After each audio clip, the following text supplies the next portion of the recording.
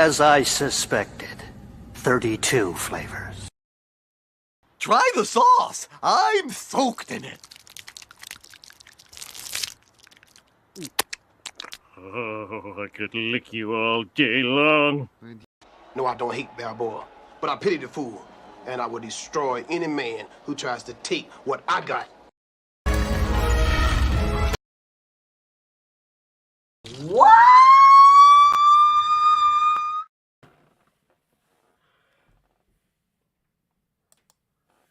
How are you all doing tonight? Thank you for being here. Thank you for being patient with me as well. I do greatly and gladly appreciate it. I will explain everything of what happened. Nothing bad has happened. All is good. I will even say all is great even.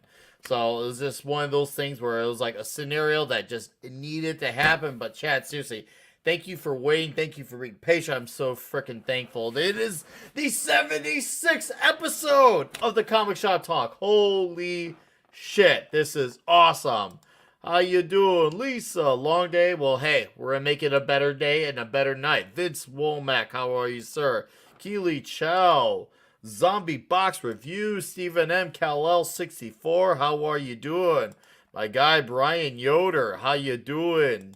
Dylan Randolph, what's up, what's up? Thank you guys, seriously, for being here. All right. Hey, Ruben Christopher Haynes, how are you, sir? Thank you for being here, dropping in right away. Thank you. Oh, so, okay.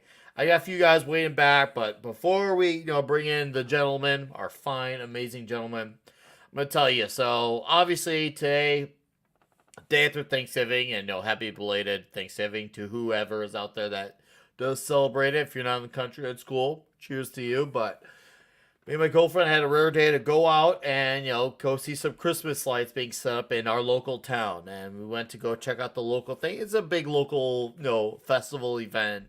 So we had a moment and, got to see the lights go out. And, we got to go catch one of the local food trucks. We got to support a local business. And we went to a cool coffee shop.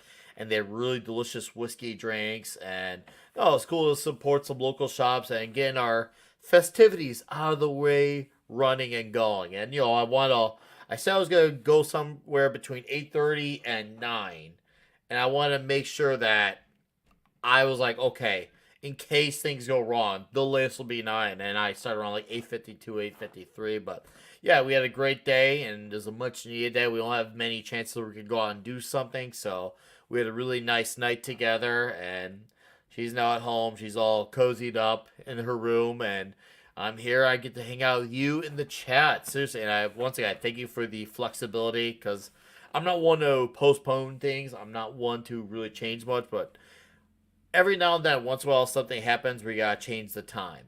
And this was the one where I'm like, you know what? Let's go do this. We can push it back. We can push it back for evening. And I have no regrets.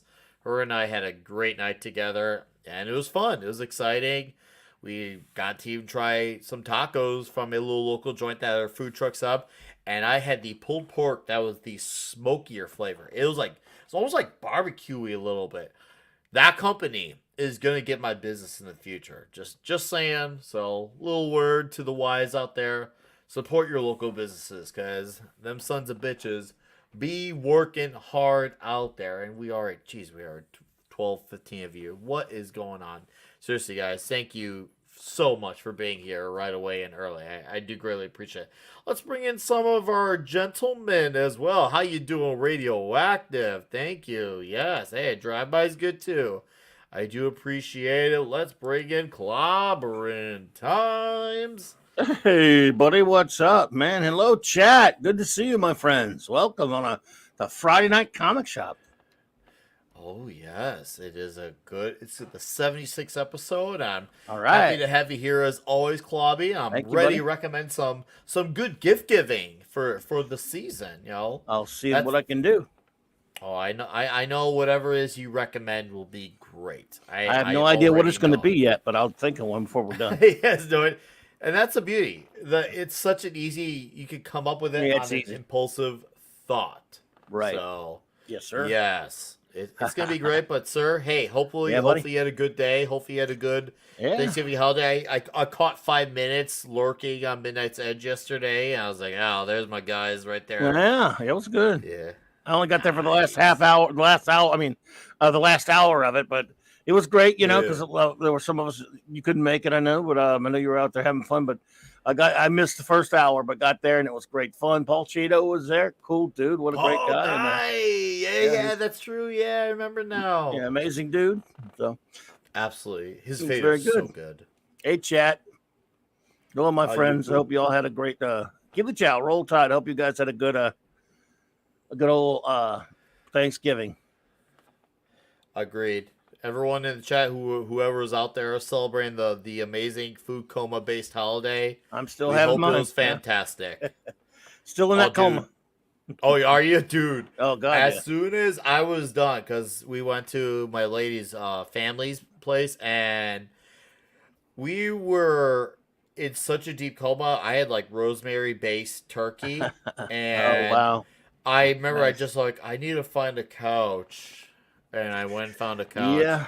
And I saw the first Toy Story movie is playing on the TV. I'm like, okay, I know where my destination is. There Toy you Story go. and Coma. And that was easy. Perfect. That was like that's seamless. Like, okay, I know where my life is headed for the next few hours. So it was great though. So yeah, it's perfect, dude. That's the way to do it, man. Yeah, it was great yesterday. Got way too much good stuff to eat, and then couldn't even eat for almost 24 hours. I couldn't eat again. Other than wow! If you see me, I should be able to eat a house. But I mean, you I'm like 20 times your size, and you could eat you could out me up big time any day. You could eat more than me. You can beat me in any contest. Nevertheless, I can scarf it down with the best of them. And after a couple trips, during the big meal yesterday, other than the accompanying the snacks and all the different sweets later. I couldn't eat a normal meal again until around midday today, when that was round 2. That was leftovers, which are fantastic. Mm-hmm. And now they're gone. I'm sad that I'm mourning the loss of the leftovers. Turkey. Yeah. Mourning the loss of the leftovers. I love it, dude. Awesome. Yes, sir.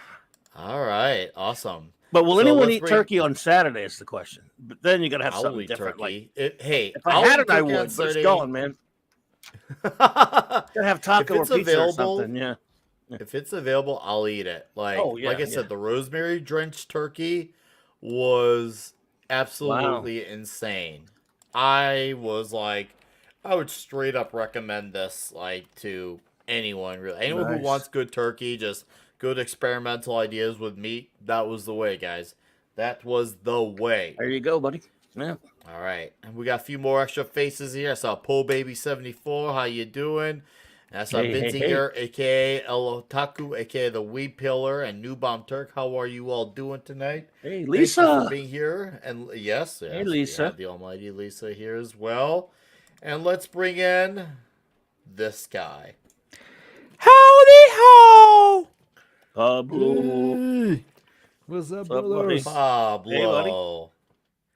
Hey, I have a gripe to say about what the U.S. have done with my country. Today, I went to McDonald's. Yep. What they do? I wanted to go to the bathroom like normal. I opened the door, and inside of the bathroom, there's this gorgeous woman. So I closed the door. Shit, I got the bathroom mixed. No, the sign says both genders. I opened. Mixed gender bathroom, a gorgeous woman. All I wanted to do is go rip a wind like I wanted to get the ships to the port. I wanted to scratch my balls and scratch my ass. But you know what? You cannot do that if there's a gorgeous woman in the bathroom because it's a mixed bathroom. They talk about it. Wow. So wait a minute. You got at a McDonald's, they have a gender. They don't have male separate bathrooms. No, they have a mixed bathroom now, so there's no ball scratching on McDonald's I don't anymore. think we have that in here, at least not in businesses. No McDonald's does that here. That's all you guys. Man, I don't know, but that's crazy. It was a really good place to go. Wow. Yeah, sometimes a man needs a place where he can just rip it and be Well, happy. I Uh-huh. guess. Although a McDonald's bathroom, I'm not so sure would be that place. But okay. That I might question you a little bit on, but I understand. Yeah. Yep. You are not doing it in the middle of Damn, McDonald's. You Pablo. need to go somewhere. A McDonald's bathroom, huh? Yeah. So, That's crazy. oh man, I had a laugh with that because I opened Wow, the door dude. and there's this. It's just an incredible, beautiful woman. Normally, I will even try to smile, get a number. How can you meet a woman if you are in the bathroom? What will you No, say I to hear your you there. children? I Yeah, get that. Daddy, how did you meet my mother? Well, I was about to take a shit in McDonald's. That's not a good story. Jesus. So yeah, Oh man. wokeness took the bathroom of McDonald's. That's the Crazy. story. Yes. I don't think we have that yet here. We got it. It happens in schools in some places, but Yeah, McDonald's some wouldn't of be the high ridiculous. schools and colleges, and I hear very select few I doubt elementary. McDonald's would pull that here yet. Though. Yeah. Oh Yeah. man. Although you never know. Brian John there. Yes, I was sure it was a woman. Are you sure? Well, I mean, he has a point there. I mean, I never even know anymore. No, this is really difficult to manufacture, if you know what I mean. Have you seen Blair White? Have you seen Blair White though? Come on. I have not, and I don't want to start to have No, fear it's- about that. Yeah, so you don't want no, to see her. there's a lot of really good art that I'm finding out that is artificial intelligence generated. So I Yeah. have started to notice all the small details, like the artificial intelligence cannot do hands properly. So you will see the hands with some deformations, or if there's somebody in the background, it will be a complete mutant, something like that. So you start noticing the patterns, and it feels weird to look at a AI woman. Yeah. That Scary, will dude. It happen if scared me. you make me think that there's the possibility that is not Oh, a yeah, woman, because I will don't- go. Do I Yeah. need to analyze this? No. Yeah, I hear you, dude. I hear you. Oh, Hey, too Michelle. good. Yeah. Don't. On second thought, take that idea out of your mind. I don't want to mess it Yeah. up for you. It's not good. I wish I didn't have it. Oh, too good. Too damn good. Oh man. Well, Pablo, it's good to see you despite all things. Yes. Yeah, man. This is really good to see you. Oh man. So I'm not sure. Oh, we got a few extra names we'll acknowledge real quick before we get the ball Z's rolling here. We got Gonzalo Bergali, how are you? Krampus G-Buzz, how are you? Thank you for being here. Philbo Hey. Baggins, how are you doing? Gentlemen. And Michelle O'Rourke Johansson, thank you for being here as well. How are you all Michelle. doing? Appreciate it. So anyways, I'm gonna just get it out of the way with an obvious, very, very obvious recommendation. Now, what I'm about to recommend, I can't promise you it's gonna be out there in this format, but it's something that I've sworn a lot on, and I'm gonna continue to swear about it because ever since I discovered it, it was just one of those things I'm like, wow, how did I not know about this all my freaking life? So, about maybe a year and 3 months ago, I got discovered on the Adam Warlock Jim Starlin run. I had bought the original softcover paperback. I'm sure maybe you who have been here since the early days of the Comic Shop Talk remember. At the $35 paperback, which I would not shut up about. It's like it was kind of like the guy who tells you that they are vegan or something like that. It was like you don't have to find me to tell you about it. I went out and told you about it, and that's where I was with it. And then a big fat, gigantic collected Fatty Boo Batty edition came out.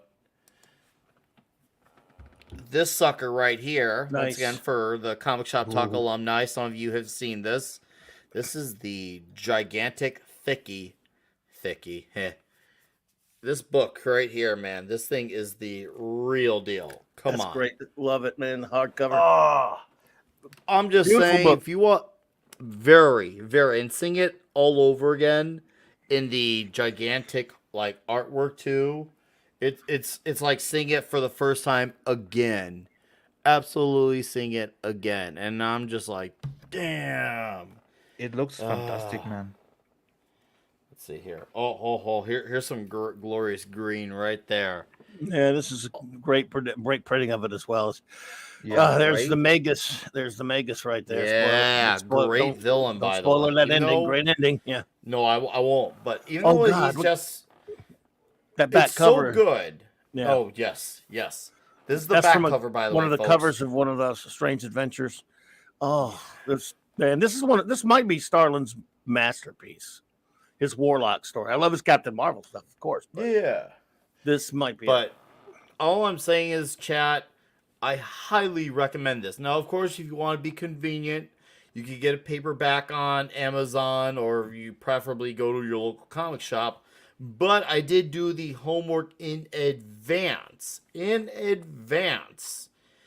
Because there's always someone out there who wants to actually know about the Marvel comic side. And this is a character more people should know about because, don't get me wrong, and I've always been one of the people who always said I enjoyed Infinity War. And I still do to this day. I've rewatched it a few times.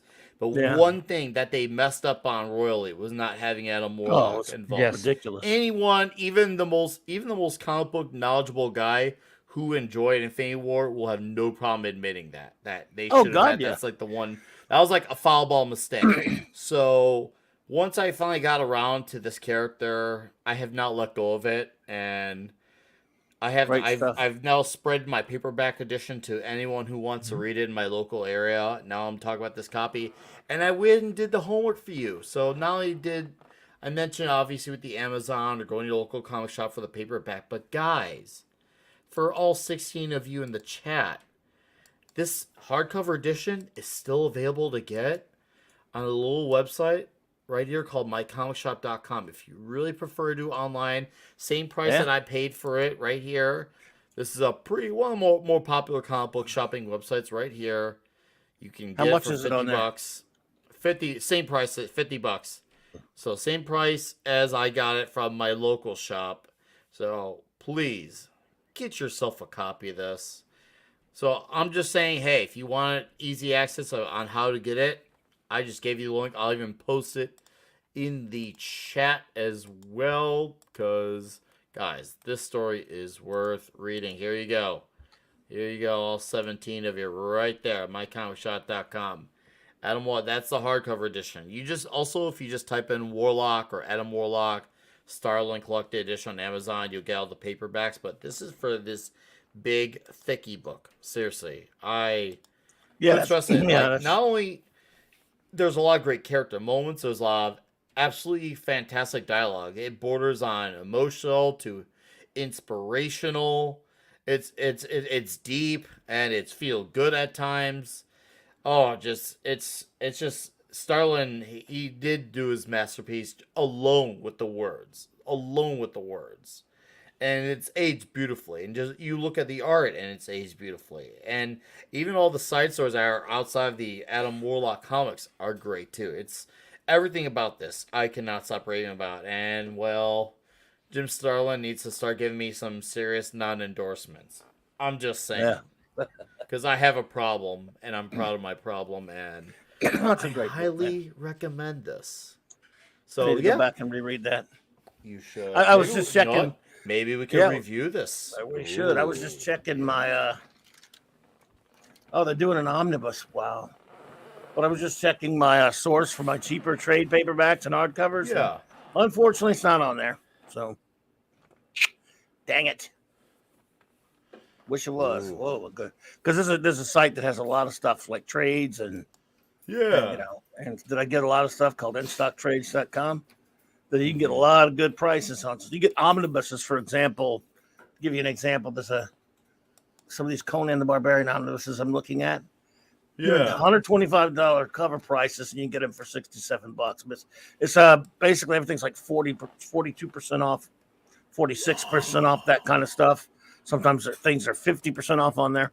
It's but What? it's got to be on there. So this one, like one you're talking about there, not on there. No, but I Wish and I I wish it get it. It's was, probably but a yeah, hot commodity. it's you just never know what's going to be on there, dude. And it don't always last either. But I've gotten some good stuff on every time. You know, I always check if there's a trade I want or a hardcover. I check there first, there, or you can check what is that? cheapgraphicnovels.com rather. Okay. Oh, cheap graphic novels. Okay, I'm going to remember Yeah. that. Awesome. I like the sound of that. Okay, no, Yeah, but always trying to get those bargains on those trades. Yeah. that's what Yeah. I got for now. I will have a second recommendation. And before I mention second recommendations, shout out to Lord Thoth and Eric K in the chat. I see you LT. there. And Michelle, Hey. I do see your comments about your experience at the theater. That's awesome to see that. Good to know that good, great, sane people are still out there in the world. That's awesome and reassuring. So, Yeah. Pablo, I'm gonna pass the ball to you. Amongst a story, I'm sure you saw the message this morning of something you would recommend to our wonderful chat for the season that they should well be reading or a gift that they like to give. What is Pablo Well, recommending? I found something for the artist, especially for Ooh, those for the that have, artist. yeah, that are having some issues with a hand. I'm trying to translate what I'm reading because I want to find Okay. the URL, but I didn't. So I will just share the screen, and I Yeah, don't know no, where share the to buy screen, man. this. If I ever find this, I want it. I just want it. Okay. No, Okay, go for it, this is, man. The floor is yeah, yours. dude. You know how difficult it is drawing hands, especially if you cannot get the perfect position for the shadows and everything, and it's meaty. So there's some parts that is really difficult to replicate. But if you have a model, it's way more easy. And this, look, if you are drawing, this is Hmm. basically the same as the.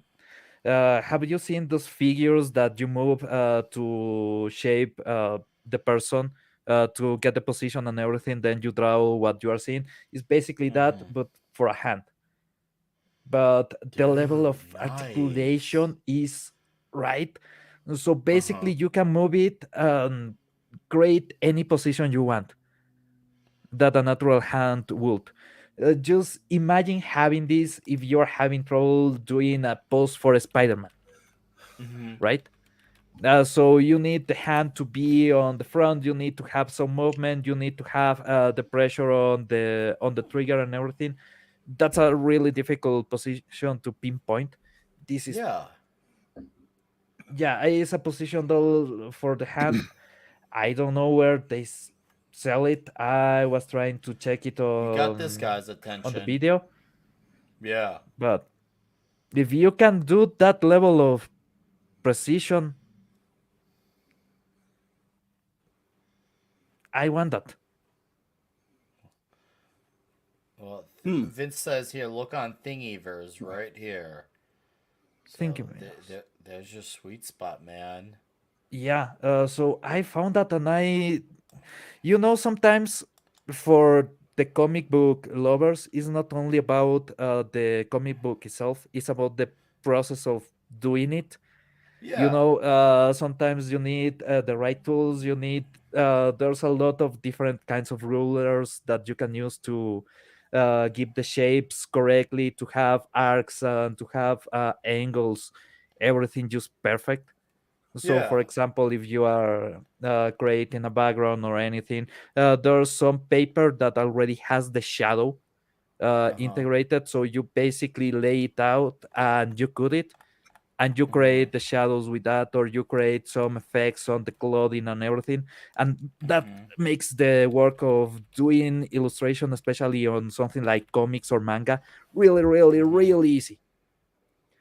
So that part I love, the technicalities. I remember my grandfather trying to create some special effect on the cartoon that he was drawing, and he will take hours just using a ruler and everything.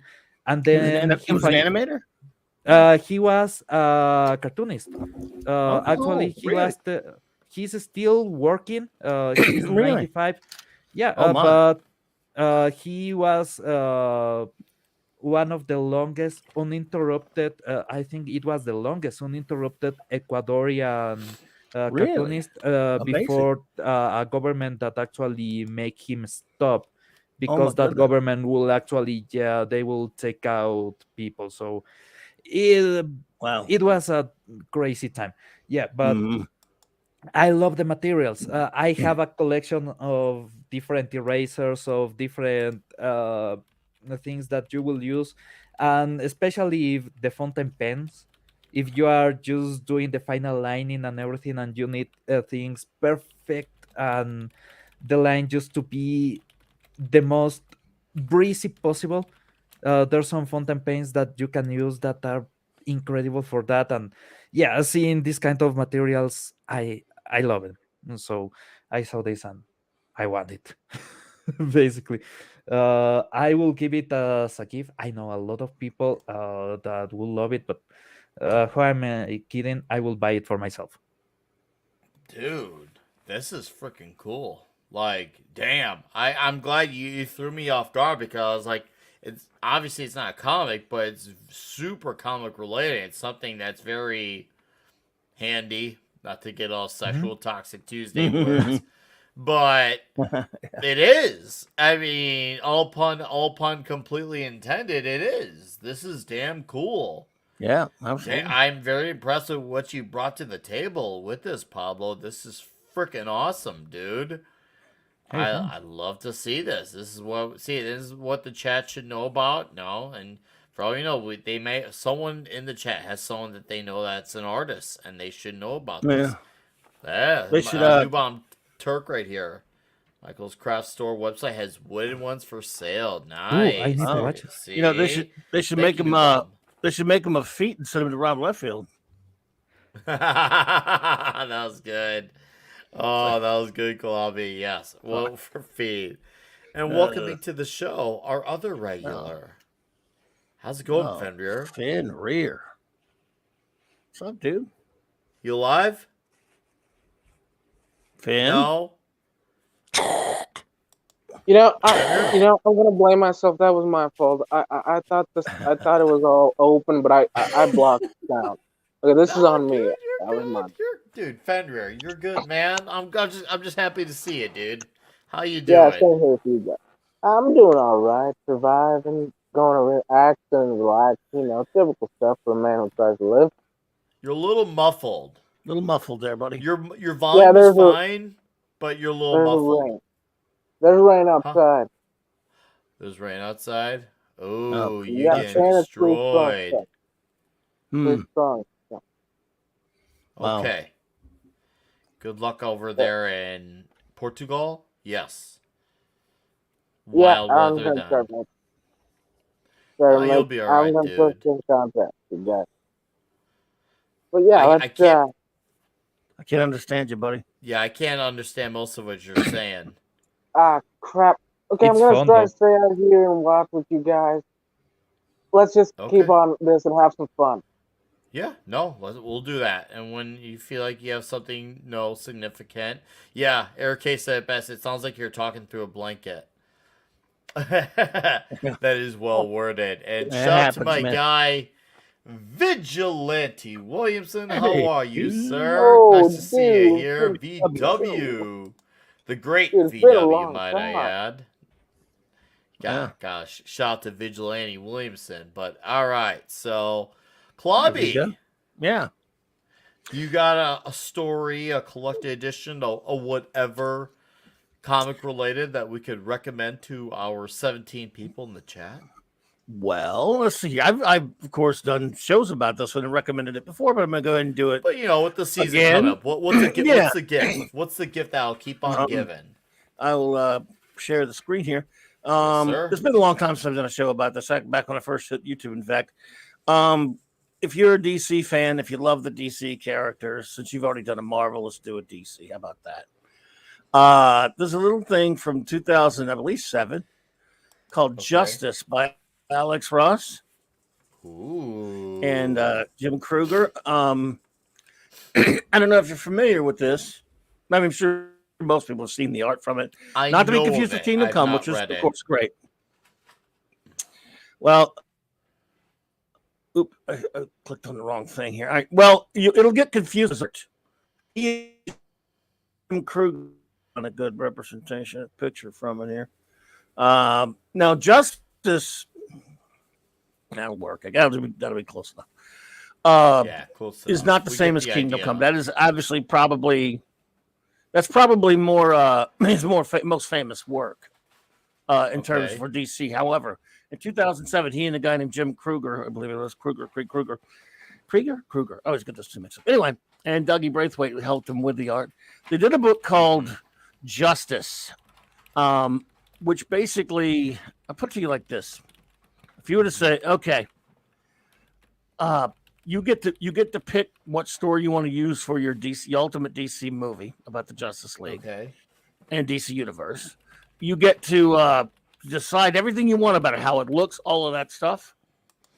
And if they let me decide, in fact, if you want, you don't even have to get actors. We'll animate it for you in this style to look exactly like the art of this comic. And you just pick the story. This is what I would pick. The story's brilliant. The art, of course, it's straight out of a deep love of Silver and Bronze Age DC.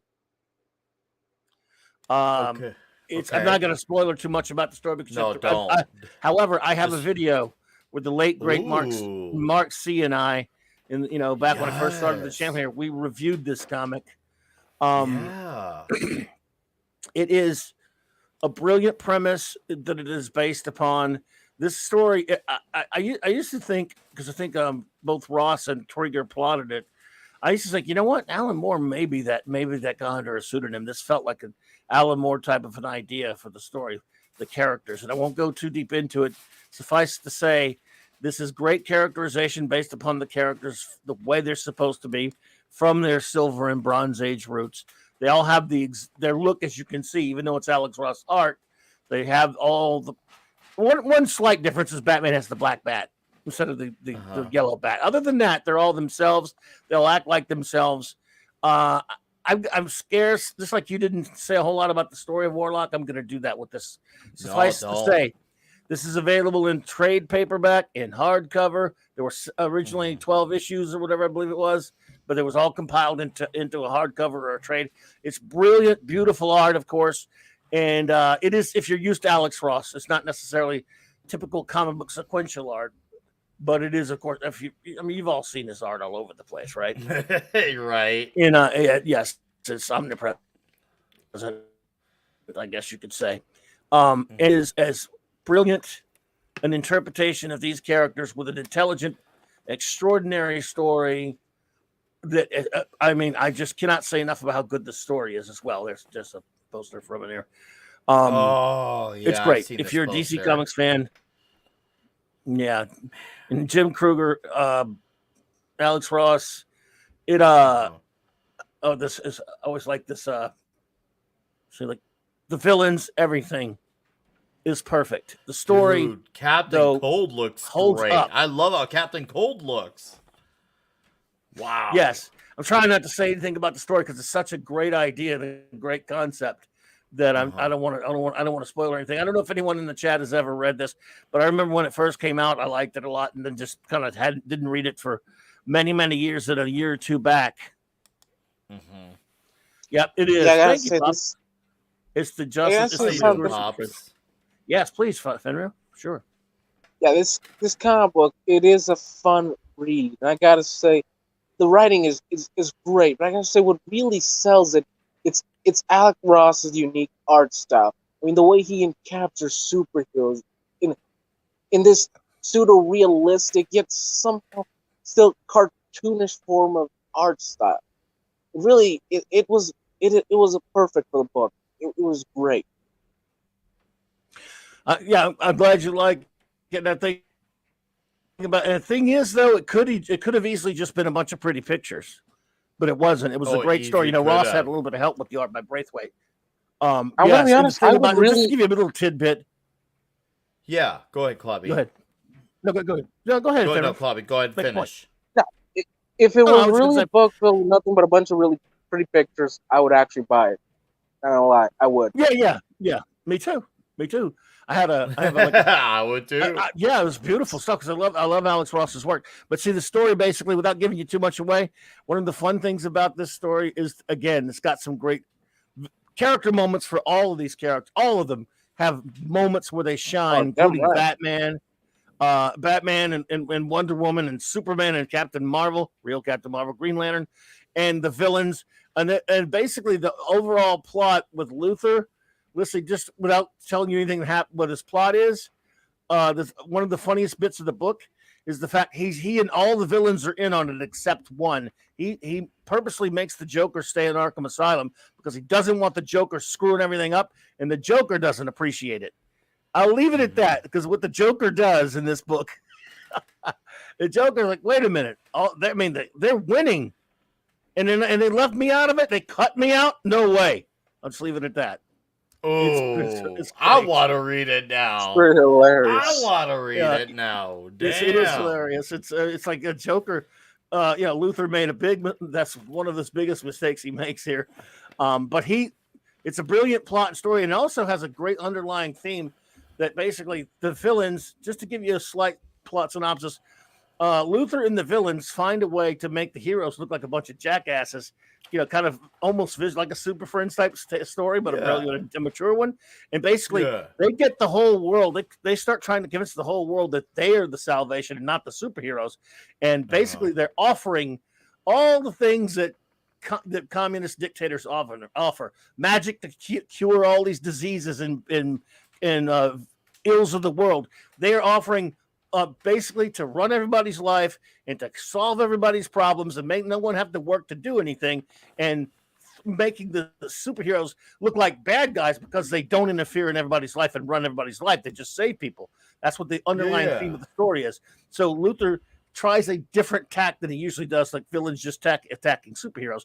It's basically about convincing the populace of the world, hey, if you follow us, we'll heal the sick. We'll heal blind people. We'll heal all the diseases, because he's using different supervillain magics and different things like that throughout the various DC universe. And the superheroes start looking like a bunch of chumps because to the people who want something for nothing, there's a great philosophical undertone there that, hey, supervillains are supervillains for a reason. They want the easy way out. Superheroes are there just to save us and protect us. They're not here to run our lives. Great underlying bit to the story as well. That is, dude, wow, absolutely incredible.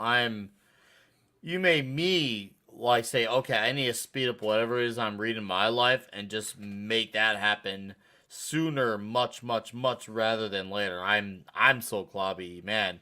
Alex Ross should be sending you a check for that one. Seriously, that was freaking. No, I think you might enjoy it. You might enjoy it. Yeah. I have a feeling I'm gonna greatly enjoy it. Seriously, I saw some great comments about Crucible of the Rainbow. Now, how you doing, Crucible? It says he needs to reread it. And Pops here, shout out to Pops. Second print variants of 4 and 5 have incredible covers if you share them. I don't know if he has access to them. I don't know. I'm sure they're great covers. My them. guess is that they're Ross variant covers is what I'm guessing. They have a lot of great. Look, here's one of the covers here. Oh, that's dude, look at Martian Manhunter so many coming out of the covers. flames. Dude, that's a killer cover. But Martian Manhunter. Again, this has a classic. What I love about it is the classic setup of the story is a lot of your same old superhero tropes about superheroes taking over, making superheroes look like the bad guys, all that kind of crap. But they find really intelligent ways to do it, using things like Mr. Mind and using things and stuff like that. And it's funny because Batman gets taken over, and he goes throughout the book. Superman gets cured of it, all this other stuff. But Batman's just human; he can't get cured of being controlled by the villain, so he forces Wonder Woman to let him wear her golden lasso so he can't act against his nature. I mean, this story is really good. Damn. It is so smart. Superman has to fly into the sun to cure him. Captain Marvel helps him. I mean, it's just God, this is a really good story. again, No, sorry, again, Go ahead, watching Claude. Go ahead, Captain Timber. Marvel just show up in this book is literally some Yeah, of the best moments they do. I mean, it is right. great because you think everything's gonna end badly, but it actually just opens up with more hope. Seriously, this book understands superhero superheroes. They're supposed to It be totally symbols of hope in the understands. dark side. It totally understands Batman because he's in agony with having to wear that rope because it's forcing him to go against the hell's will's being controlled, but he's Batman and he can do it. And it's just badass. It's a great story, I Oh. think. Anyway, I've hyped it It enough. is. I don't know if I've hyped it too much. I'm No, sorry. man. No, dude, are you kidding, Clobby? That was absolutely stunning. Are you kidding me, dude? You were absolutely crushing it. I wasn't gonna, you know me, I'm never gonna say, "Hey, dude, that's enough." You absolutely crush it when you have the floor, and right now it was nothing different to every other time when you had the floor. It was just more clobbered times, going off tangent greatness is all that it really was. And we got 23 in the chat. No one here is. I'm sure everyone was Thanks. just enjoying Thanks, and listening.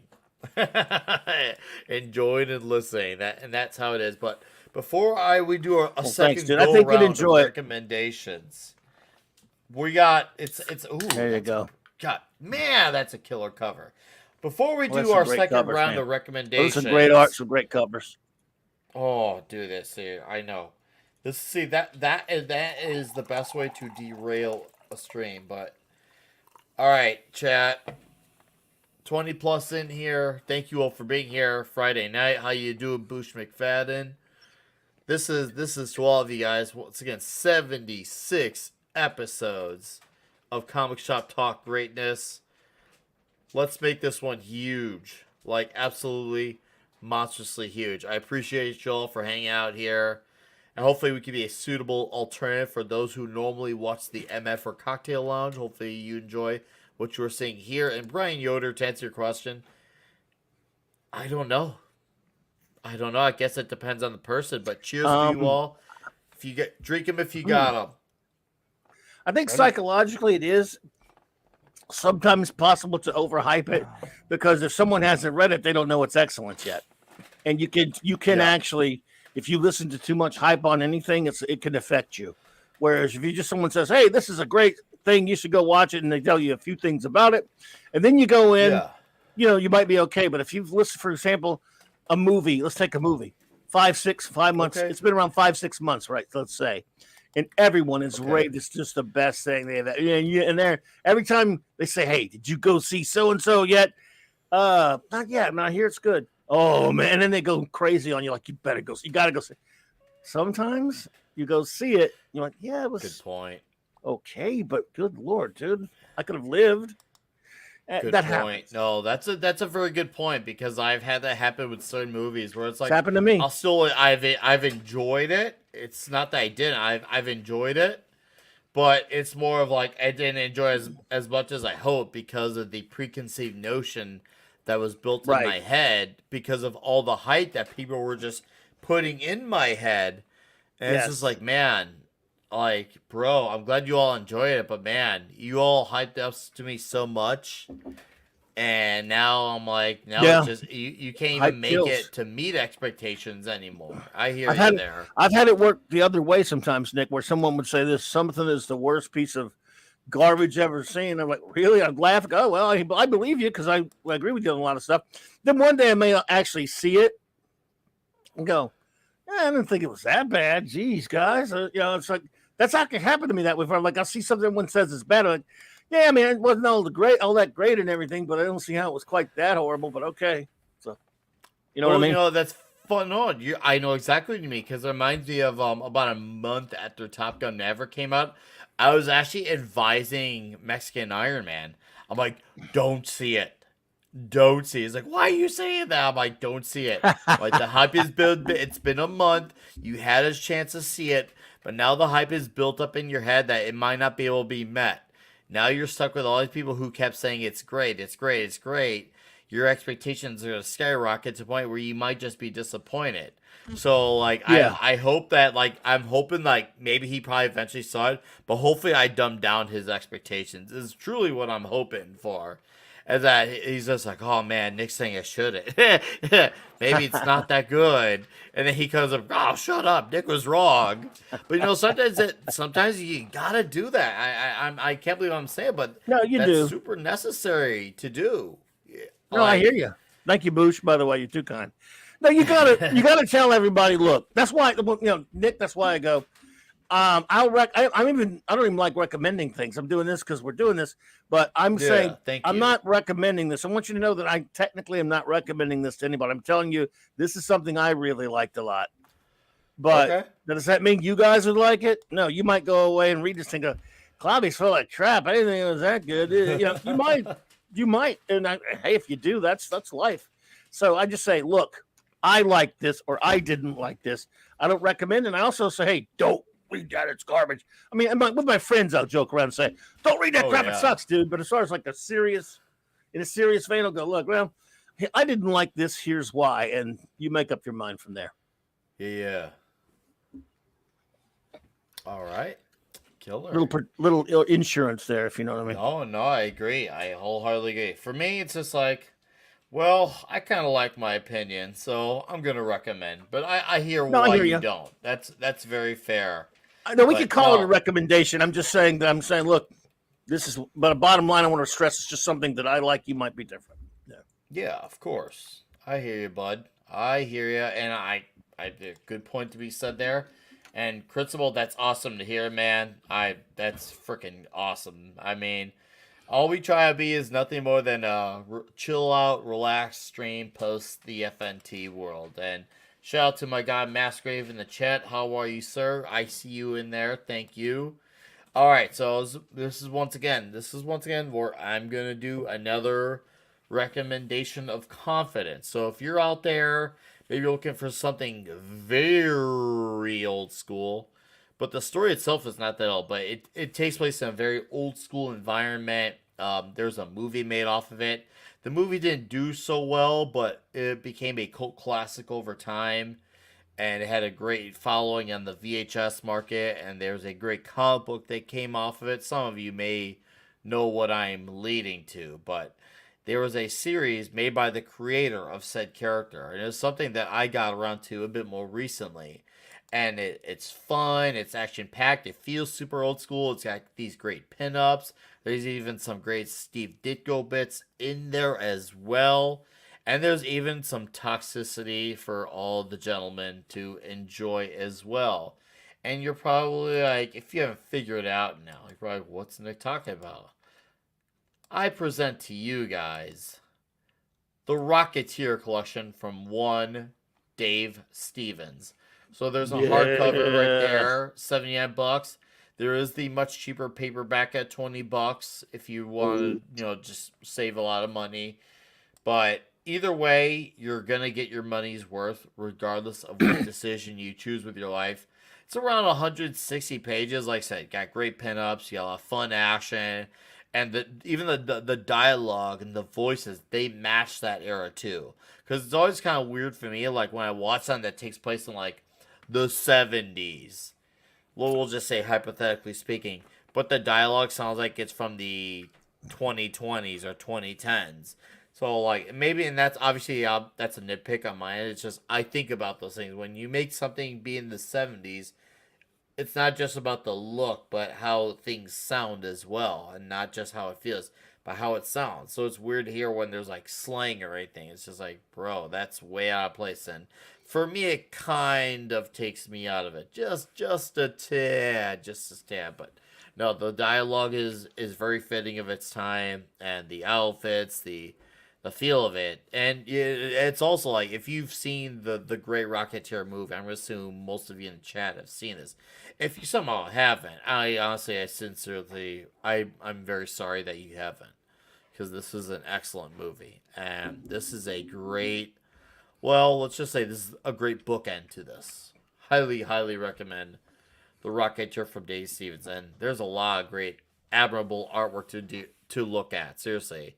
I love this movie too, dearest. And how are you, dearest? Thank you for being here and dropping in. I do greatly appreciate it. Thank you. But guys, seriously, It's convenient. But of course, as I like to say, if you can, try to go support your local comic shop for this because they need it, they deserve it, and especially if they're carrying good stories like this, all the more reason to support their business. And I got a few super chats here before I pass it on again. Mr. Eric K for $2 says Clobbert told me to watch Man of Steak. Um, I've never heard of a movie called Man of Steak, so I don't. I don't know, but I thank you for the super chat there. But no, never heard of that one. Anyone see Man of Steak? And then Eric K for another $2. Clobbert told me to watch Man of Steel. I've also never heard of a movie called Man of Steel. I've never heard of that. I've heard of a movie called Man I've of never Stool. heard that. I've never heard. Yeah. I've heard Man of Stool. Man That of sounds Stool, like a I've better. heard of, but yeah, I've never heard of that stuff. That stuff doesn't exist in my world. yes, Man of Rubber, Thank, Man of Stool. thank you for the $4, Eric K. Oh yeah, man. I like how you both simultaneously destroyed it. You did it intentionally. Eric didn't even intend to. He just called it Steak. Yeah. If it could have been Stink, Destroyed even, yeah, both ways. yes, All both are inaccurate. right, Pablo. Hey, so I was searching for the single issue just because I Oh, like it, but I found a collection that actually is really interesting. yes. So let me just share. Yes. There you go. Is a Hellboy collection of the shorts. There's actually two Okay. volumes. That is a shame because some of the material that you will actually really enjoy is separated between the two. So basically, you will have to buy the two, but $17 and $21, not that terrible. Uh-huh. And I found this collection because I was actually looking just to recommend The Corpse. If you haven't read it, it's one of the short stories of Hellboy where basically there's a baby that is kidnapped by a fairy, and Hellboy needs to recover the baby. And one of the missions that he gets is taking a corpse to a church to be buried because he was a really good drinking pal for some dwarves. If it was not dwarves, well, little people. Uh, anyway, so basically, the imagery. The story is really good, by the way. But the imagery, if you have seen the first Hellboy movie, when he reanimated that corpse, Yeah. yeah, I remember that to movie. speak and everything, is taken from this from that short story, and it's well more about loss, or more about the end of the fairy species and everything. But in the movie, they just took the imagery to create the talking corpse, and it's really really cool. So, in the second volume, comes everything about Baba Yaga, and if you have seen the new movie, the visually consistent but really terrible movie that they came I out. heard it was bad. I never saw it. I never There's saw it, but I heard it was really bad. yeah, is It horrendous. was. It was at least the original movies were more like we are going to make Hellboy comicky and less distant and have more affection for humans and everything. I can take that. Is They try to have fun. yeah, it's a fun movie. The Del Toro movies are really, really stupid fun. The new movie, not so much. It's actually really depressing because they actually go for the cool way of Hellboy of just don't giving a shit about anything and being Yeah. snarky a bit, but mostly just grunty. That is a more accurate to the comics representation of Hellboy, but the story is just garbage, and they try to make when he descends to hell and everything, you need to take your time for that. You need to make the character be really important in the story before basically telling him that is the reincarnation of Arthur and he needs to die. You need Uh-huh. to go slowly. The movie could have worked if it was the third installment and they didn't have all the extra stuff. Anyway, there's a really cool sequence where Baba Yaga basically tries to take the eyes from Hellboy. uh, Part of that is in the Baba Yaga story, so I will recommend that. Hey, Tom, in this one is also Hellboy goes to Mexico, so Mistake. that Yeah, and the exists. reason why Is this movie failed so far is because they tried to do so many stories at the same time. yes, There's too many Hellboy stories. especially if you are going for Hellboy getting Excalibur. That's something that really needs time, because after Yeah, that there's a lot of Hellboy, talk about that. yeah, Hellboy is trapped in hell, and basically he just faces the sorrow. So the next movie should be basically a movie about absolute loss and just accepting that you will never be able to live again, Uh-huh. and coming to grips with your life before that. That's the end of Hellboy. If you discount what they are doing now, that basically he's back and the lobster is back for some reason. I don't know. I'm not reading that until they finished. But this collection is really cool because you have really good stories, and I will recommend it to this live and the other. Yeah, I joke about Hell. I Yeah. That's a like good point. that. No, Pablo, thank And you. yeah, Yeah. I was looking for Cool. imagery of the comic, and Yeah. I found Oh, let there's me a get rid of toy this. of Hellboy with the corpse. Hey, not a bad thing for the Oh, diehard cool. fan out there. Is that based on that terrible new movie or the old one, the good ones? No, is the Del Toro Looks like movies, the old and ones. Yeah. Okay. Yeah. yeah, I will buy it. This Cool. is awesome. So yeah, I have the comics, but there's a toy. Tom. The toy is incredible. Dude, I Tom. like.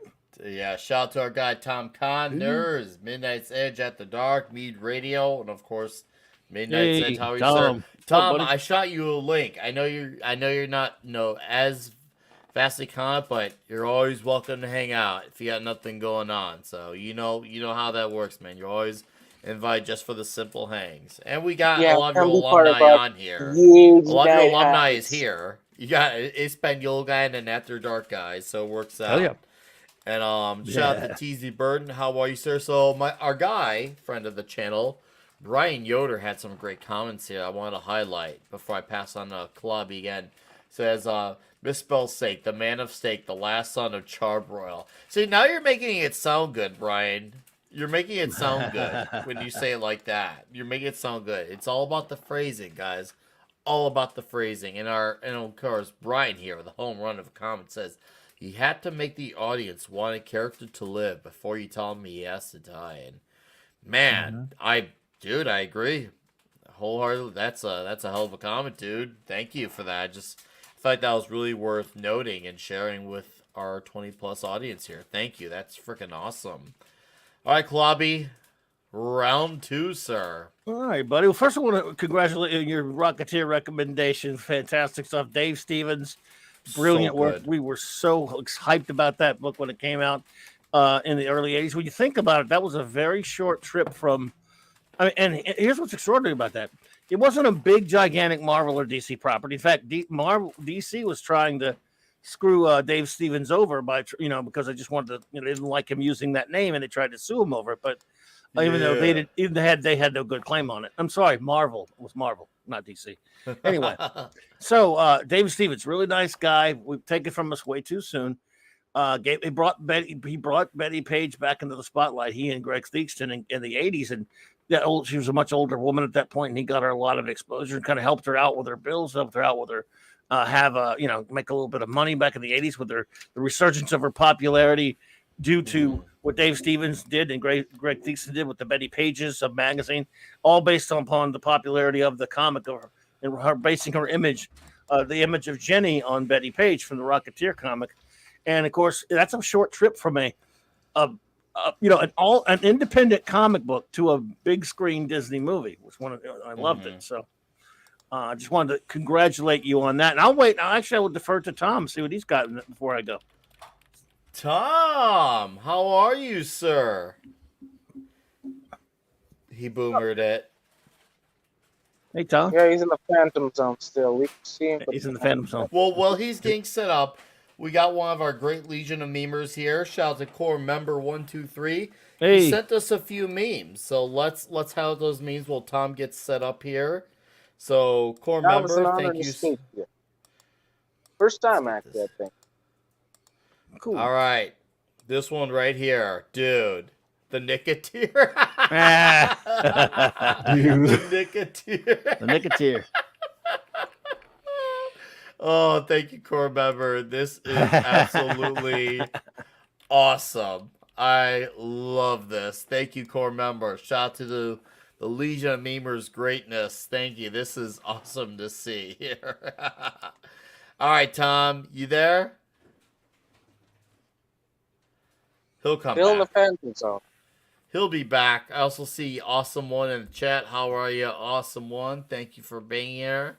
Well, Tom's getting situated. Clobby, just go ahead and Okay. go on out. We all know Tom's here. I got you. I've probably done this one before, but it's been a long time. Again, Let's do I it can't again. remember, my dumb memory, but it deserves being seen again because it's an underrated book. Do you remember? And do you ever remember me mentioning a book called The 12 by I Marvel? don't, Are anyone but- familiar with this book? but Okay. Please, go on. Okay. This is look, I'm a big fan of Babylon 5 and therefore J. Michael Straczynski, but not so much as comic book writing. I can't stand his Spider-Man, any of the DC stuff he did with established characters. But when he did other stuff, and what he did here was in around 2007 or 8, he did this book where it's called The 12. He took a bunch of extraordinarily obscure timely characters, timely before Marvel was Atlas and then Marvel. And I mean, the most obscure you could even possibly imagine. And he had them in a last-ditch attack sometime around D-Day or whatever, where they were going after a Yahtzee plot, and then they got caught in this warehouse into a time slip and ended up in the modern day, from the World War II to the modern day, jumping time. And it was about these ridiculous kind of nobody timely heroes and pulp type characters and stuff walking around in the modern day Marvel universe. It was Watchmen-esque in a lot of ways, but not exactly like that. It was actually really well done. After the first 7 issues, great art by Chris Weston, by the way. It stopped, and we thought, oh God, it's never come back. It was supposed to be 12 issues of the 12, and we're never going to get it again. And for about 2 or 3 years, it was on hiatus, and we thought, well, this is never coming back. Then it did finally come back a couple years later, and he finished the last 3 after doing like a special. And it's a great story and what's great about it is he's not ruining any established characters. These are weird, kind of, again, characters that you just have to dig deep into comic book history and lore to even have heard about it at one point or another, like the Phantom Reporter. I mean, the original Electro, which has nothing to do with the villain. And it's yet they're very brilliantly handled. Got some great covers, by the way. A Dynamic Man. I love all these that crazy characters. That's a great cover. So I think some of the alternate covers. That was for number 11. But it's a brilliant, intelligent story about these guys, coping with modern day life coming straight out of World War II. Similar to Captain America, but obviously in a different way now because this is a more cruel Marvel universe. These guys were not super well known like the other guys. They weren't overseas with the invaders or the all winners like Cap and Subby and Human Torch and all these characters. They were domestic heroes of the time, very pulp-like in a sense. And it deals with them being out of place and out of time. It deals with one of them, a couple of them going nuts.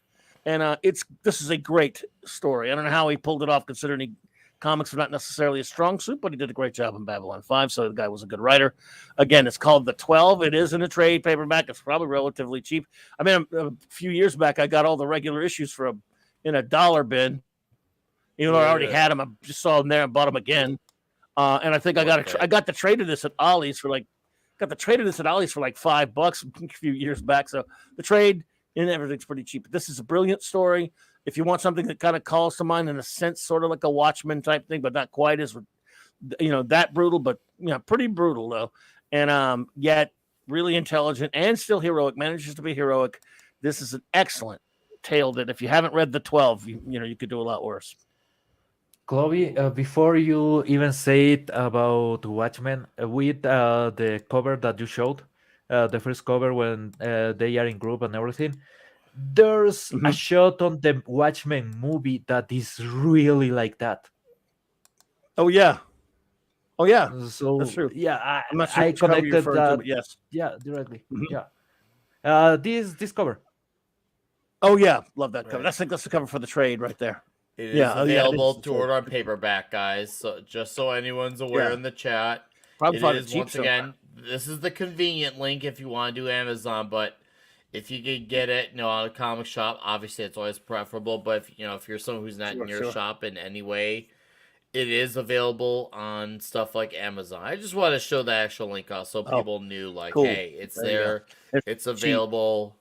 Yes, and it's very affordable as well. Very, very, very affordable. So, Brilliant by Tom, Chris Weston, and a great story, by the way. There we go. Hey, Tom. how you doing, sir? see you, How's bud. your Can Thanksgiving? you guys hear me now? Loud and Yep. clear. Yes, sir. You're perfect. Okay, good. You're the dreamy voice that we know of and recognize. Aw, how's everybody doing? All right, Good, man. We've had a good hour and 6 minutes here on the show. Had a great food coma day yesterday. I had rosemary drenched turkey. It was a revelation, and I had a food coma and watched Toy Story. So Nice. it was just absolutely stellar. So how's your last 24 hours? All right, I got to go to the folks for Thanksgiving. Other than that, I've been just Cool. working away.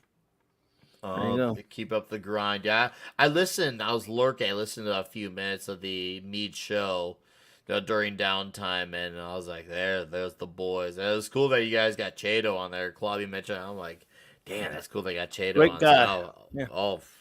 fantastic video. Seriously, that's content to like strive for. I'm like, man, he's giving me stuff to think about. So, anyways, Tom, glad to have you here. Thankful that you could join us. And I'm not sure if you call in the private chat, but I mentioned if you've got we're obviously you see we're recommending stuff for the season. If you got any movies 4Ks you want to recommend, I'll allow it since you are the 4K guy. So you for can do for, books like, or Christmas? movies or both, whatever you want to recommend. Yeah, Maybe, but I mean, otherwise, I grabbed a couple of my yeah. Comics? comic book books. Show, things we here. could always Cool. show off I comics just here. always That's- show shit off. We Yeah. we already are comic. got Oh, you got Ninja Fatal Days Blaze. Ninja Blast. Yes, I got Or- I got yeah, that Ninja book. Blast. Got both of them. Yeah. I got Civil War here. Yes. I saw Fatal J has got Kenneth Rocafort to do a variant cover for the second Ninja Blast story, which I'm really looking forward to. I got a bunch of Batman ones here. This is from Taco Bell. Taco Superman. No. Hold up. Super Please Taco. show that one from Taco Oh, Bell Batman again. Black and White. Yeah, there you go. Wow. Taco Bell giveaway. They had a lot of those There's things. a card 80s, in there 90s. too. What? Looks like it's from the 90s, 2000s. Like early 2000s, probably. Yeah. 2000, well, mid 2000s, 2010. There you go. Batman Black and and- White. Batman Black and White was a great. That first one was a great series. That's number 4. I mean, I the got first miniseries. I mean, because they had a couple. Detective Comics. I got another one there. I got a bunch of these Dark Knight ones my kid got me. Some major food babies this morning, triplets. More Detective Comic. Here's Injustice. Some Injustice one. Here's some Star Wars ones. Ooh. I know they're not being held properly. Oh, these are the Attack of the Clones. No, well, D-Bud, see, if D-Bud were out here, which D-Bud's not because he's out with his mom, he would approve of you doing this because he's the type of guy who is actually very anti-bag and board. And you remember that Clubby, Pablo? Yes, he figure? doesn't like Yeah, bag and how board. he actually is very, D-Bud does not like those. He's the guy who likes to read the crap out of his comics and just use them watch until there's Revenge of no the life Sith. left. You know, that's And- the argument for my toys. If I'm Eastman having them, Laird Collection 3. Ooh, Nice. dude, yes. Then here's one I got from this guy we've had on the show, Alejandro Montorio Monroe. Marin. Okay. Marin, and here's the sequel to his movie in comic book form. I So we like got that. it. So moving on to another one. I brought a couple over. Yeah, bring a couple over. It's heavy. Holy shit. We got this one. Okay, this one's got some magazines in it too, but let's get past that shit. Cause like, yeah, I got like a Guardians of the Galaxy Volume 2 magazine and shit. Yes. Did you watch the holiday special yet? Yes, I, I fucking loved it. I did too. Yeah, you liked it? Hilarious. I watched it. I need Okay, to watch we're, it. we're gonna catch it tomorrow night before we head on over It to our is show in Chirac. hilarious. Okay, just now I pretty got good some. spoilers. Here's I some like older. Is okay. Is Oh! it old school James Gunn or? Well, toned down for a Christmas thing, but it's got some gun raciness in there. A little Okay. bit. Oh, dude, look at these Ninja Turtles. Heroes in a half shell. All right, go back to the original really one like with that cover. the plastic bag sticking. Oh my god, dude. Nice. Dude. This is the one you were talking about. Didn't you Yes, think that's that the holiday one. Oh, special- good, dude. The holiday special was a little short, though, I thought. Yeah, Very it's like cool 45 minutes or whatever. Yeah. Now here's That something you reminds guys me, might get a kick out of. Today I found. Let me just look for the picture. I put those back. Okay, these are something you might. These are There actually you go. storybooks here. Wow, Gremlin storybook. Cool. And then here's another one. Catch a Gremlin. You have the comic adaptation, too. The movie adaptation from the comic, don't you? I know you showed that last time. But I also have a couple of these for those who Wow. remember with the record album and everything. Yes. I can get it open. There Oh, we go. the book and records. Yeah. Hey, what's up, Sci-Fi for me You TV? can follow How you along doing, with me in your Jason? book. Nice to see you, Although dude. it is time to turn the page when you hear the chime ring like that. Ding! Let's begin now. Nice. Those would be from Hardee's. And then we got, what do we got on the end here? Oh, we got, okay. Did I show these already? I don't think I did. Here's one of the Star Trek motion picture ones. Yes, and that they adapted it in the magazine form, and then later when they started the regular comic version, they put it in the comic as well. That's from the Here's, motion picture adaptation. Freddy's Dead Innovation. 3D version. Wow. One of these is like the same as the other one. It's just not the 3D version or whatever. Here's another one for the Star Trek. Yeah, one. motion picture. Cool. Here's an IDW Turtles. Oh yeah, was that from the before issue 100? Because the stuff before issue from 1 to 100 is actually really good. It says number 9. Oh yeah, oh dude, you hit a gold. Here's mine. number 10. Oh yes. Oh dude, that stuff is actually good. That Okay, I original got like when 4, it was Eastman. 5. Yeah, Eastman, Waltz, Duncan. Yep. Here's number 7. Dude, that stuff is good. Okay, so here's number 1 of a micro series, I guess. I think it's a variant cover, but still killer. Still And killer. then, They had a yeah, good, it looks like I got Tom. most of the whole series here. I got number 3 with Donatello. I'm missing a couple, it looks like. That's But cool. Did you ever hear about Eastman was doing his run originally? There was a miniseries that came out on the origins of the foot. that one's I'm not gonna go sounding get it familiar, but- and I'm gonna show it to you. I'm gonna go get it. So I'm gonna come. he's gonna I promise I'm gonna come with a comic. It's gonna be huge. Trust me on that. It's gonna be huge.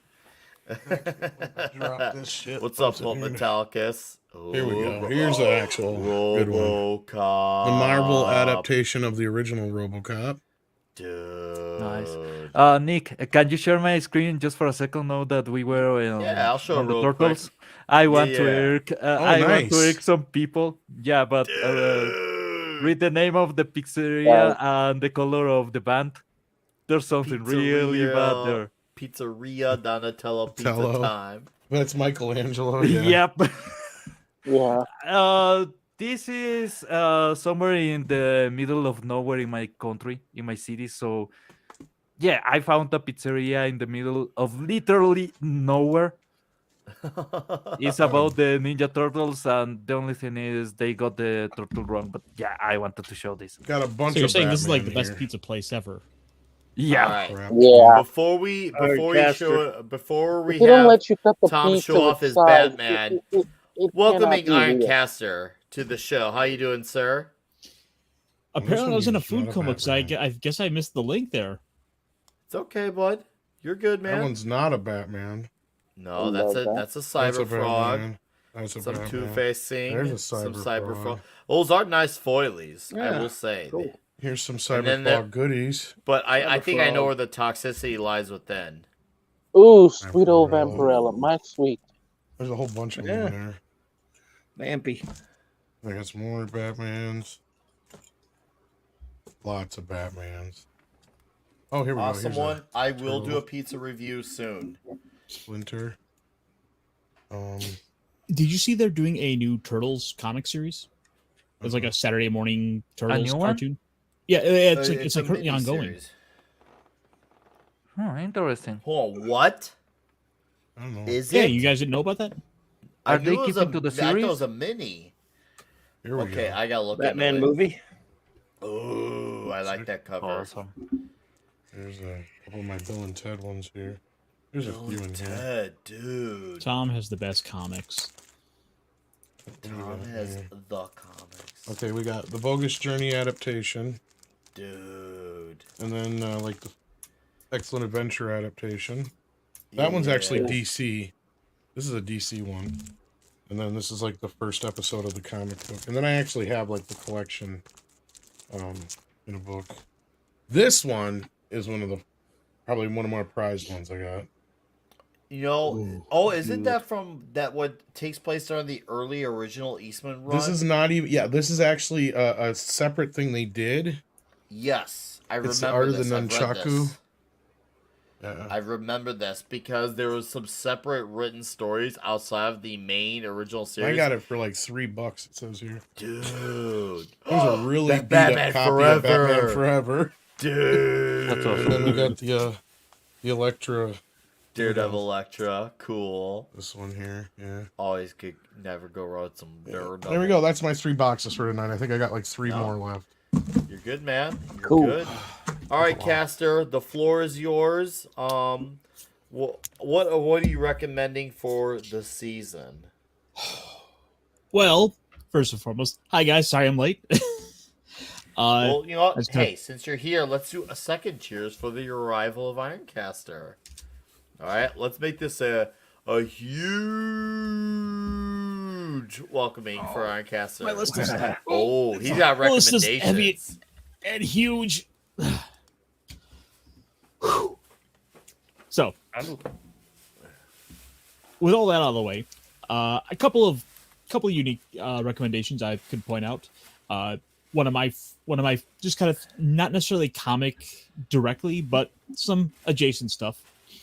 For example, one of my favorite controllers I love to use is from 8-Bit Dough. This is a Super Nintendo styled controller Okay. that you can get a little Nice. you can get a little Bluetooth dongle for this, and you can use this for Yeah. like your Xbox or your PlayStation. And this is Yeah. just it's got the full like shoulder buttons and the Nice. triggers.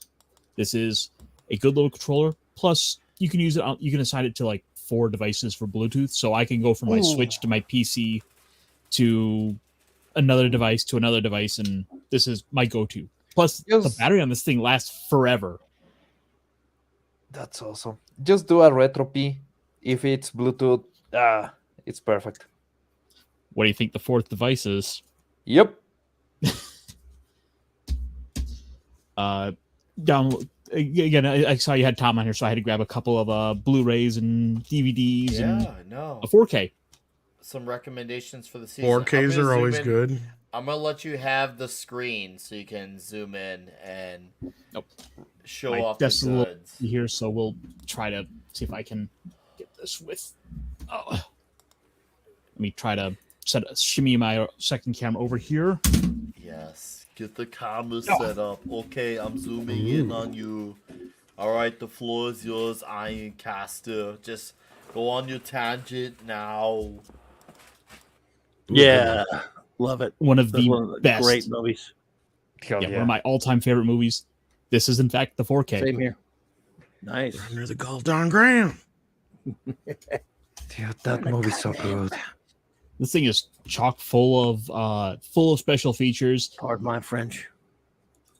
I can't really speak to like the technical aspects of just how, like, in terms of like how well it would be. I mean, Tom would be better for that, for how the technical. Very good done. Very well done 4K transfer, actually. Oh, good. Oh. And I assume Arrow Video, having done it, is probably plays a part in that. The fact that it comes with extras and actually good extras, that's what I'm interested in. Well, the old Universal DVD actually had quite a load of extras, and they added I still more have to that one. Yeah. Still have that. But yeah, it on my looks list- better than it ever has before, for sure. Yep. Also on my list, I had to get the Japanese Transformers. Got to show them some. Nice. These were never released in the U.S., so this is. So the only 3 difference is that their voices don't match the dialogue, like the mouths, right? Oh yeah. This is the full on the Japanese with. Some I know. I was subtitles. making a joke. Oh yeah. Oh yeah. Like, I am Optimus Prime, but it doesn't match up with his voice.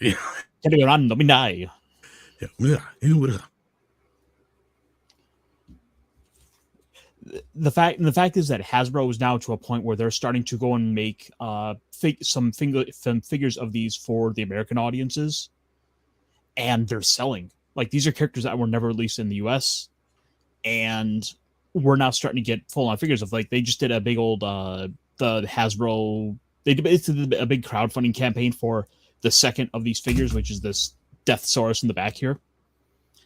It's like a $250, $300 figure, and that thing is like 10, 15,000 copies of it have sold. These are doing fairly well for Dude, being accepted. Plus, yeah, I also want to I always point out, Headmasters has one of the best cartoon intros ever. If you don't believe me, just look that up. That thing rocks like the X-Men intro did. It is on my list. Wow. I dare say it might be as good. Okay. Dude, you got me all curious all up in here. Man. dude. In I the like topic it. of robots, I have been hooked on the new Gundam series, The Witch from Mercury, and I was looking for the new toys for the new line of Gundams. God damn, man, really pricey, but Japanese toy makers know like- how to make. Oh, Didn't they just announce that like the Rose Gundam is getting a kit? yes, The French Gundam with the rose bits and as a French knight. Yeah. Yes, that has. I love that show. It is full on like stereotypes as giant robots. I need the Mexican one. My shop started Everyone getting loves in that Common Rider, Ironcaster. Yeah, Sombrero is still the best. I'm always gonna recommend some Kamen Rider. If you love rubber suit monsters fighting and explosions, you're gonna have a lot of fun with this. Plus, for anyone who's in the international audience, there is a brand new Kamen Rider series on Amazon, or I suppose perhaps if you had a VPN, you could probably even watch that on Amazon. Kamen Rider Black Sun, I believe it's called. It's 10 episodes. It is bloodier and deadlier looking than some of the other superhero shows we're getting these days. Yeah, dude. Like, well worth a watch. Dude. The fact Love that it, these are getting released from, like, let's say these are both Shout Factory, but there are some of the other boutique companies are starting to go and adapt these other series. Yeah. This has got a big thing coming. Plus, there's Shin Kamen Rider coming out next year. And then my last recommendation I want to point out in the world of RPGs is one called Worlds Without Number. Now, this is I've seen this art before. this is a thick book. This is like 300, almost 400 pages. And He's of got a this, you can get thickie. about 350 pages of it completely for free as the trial version. Wait, in digital? Oh yeah, yes. You can get the digital, the trial version of this for free, and it has 90% of this book. That's really This cool. is What a kind of fantastic- dice? What kind of dice do you use? So this is based on the original D&D. So you use the standard array of dice. Okay, yeah, up to 20. Yep. Let me turn my light on here real quick. I haven't used my 100 side die in a long time. Okay. Plus, Yeah. this is actually a really good book for some of the other role building stuff. If I want to like come up with some reasons for like what's up with some ancient ruins, or if I want to like if this is good for like planning and preparing adventures. This is a great book for coming up with unique like stuff about like what should make a monster unique looking. Full of random lists and stuff to use. That even if you're not going to use this, it's well worth your time to look at. This is one of the best D&D alternatives in a pool that is already fairly huge, I dare say, for alternatives to Wizards of the Coast, whiffing at the bat. Dude, sci-fi. You ever want to come on sometime? Just shout at me, man. We're here. We're geeking out tonight. We're kind of basically just showing off stuff we recommend for the upcoming Christmas holiday. And if you got some stuff you want to recommend, if you're available now, I'll even let you in. Just let me know. If not, let me know. We could schedule a Friday night. Be glad to have you on. You're always invited, dude. That's just my little short list of stuff I just kind of grabbed last minute to show off. Dude, Caster, thank you, man. I do greatly appreciate it. Freaking awesome. That's off you, bro. So, Tom, Yes. do you got any 4Ks you want to tell the chat Well, about? Any there's a 4Ks few that we Christmas should know movies about? that did make their way to 4K this year. We got Elf. We've got Elf? Okay. Polar Express, if you like Dead Eyes. Yeah. Actually, I like Express.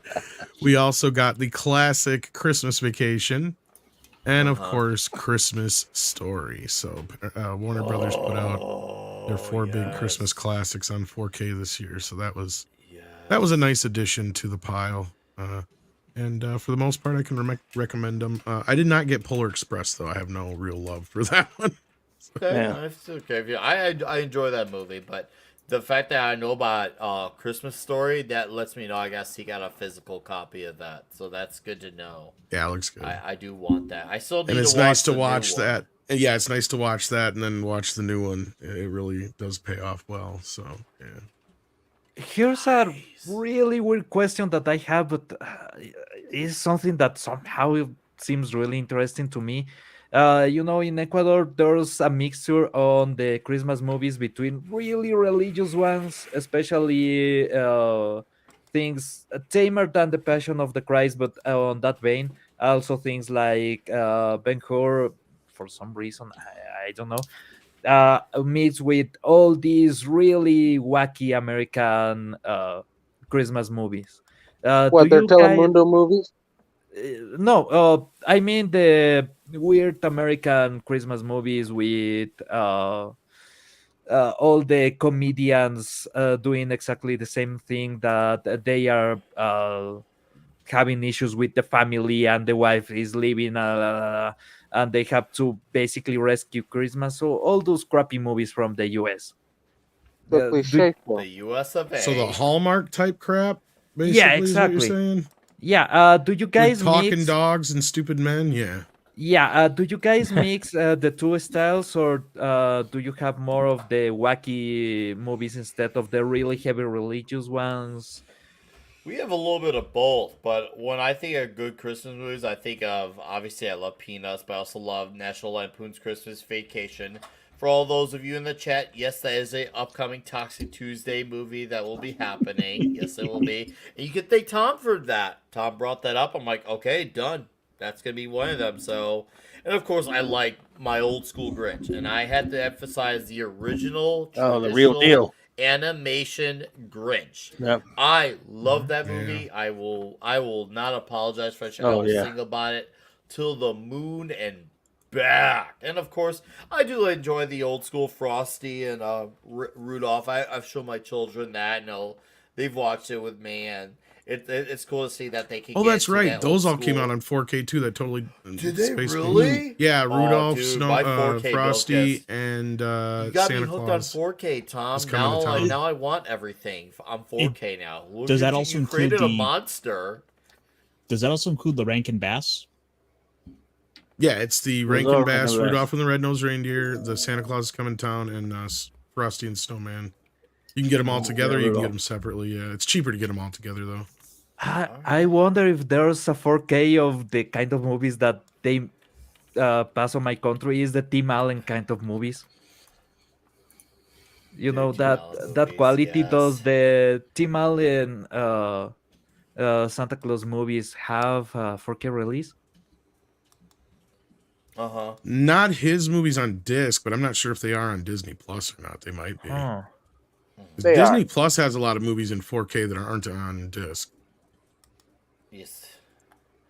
All right. So Yeah. shout out to Sherry. I see Sherry in the chat. I Sherry! see her. She's one of the most savage Legion there, of girl. Memers ever, like ever. And our guy Fenrir here, unfortunately, has to go.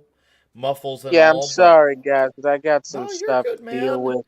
And I gotta, You're good. I really need to wake up early in the morning because I need to make a couple of brown babies, if you get my point. No, Okay. Yeah, no, you're good, man. I hope that's some meal or you are gonna use some rubber. That's all I'll say. Well, What? hey, No, Fenrir. I mean bathroom babies. Ah, God, dude. That's not. I'm not ready You for that did not help responsibility. yourself with that one. Bathroom baby sounds really shitty. Yeah, it does. Anyways, why don't you say your goodbyes and all that stuff? All right, then, lads and lasses, I'm sorry I can't stay longer and I can't do better here. I feel this one was what was me and my weakest. Next week I'm gonna do better. I promise you guys. So yeah, thanks for having me. You have a pretty good cast here. I still wish I was better than this.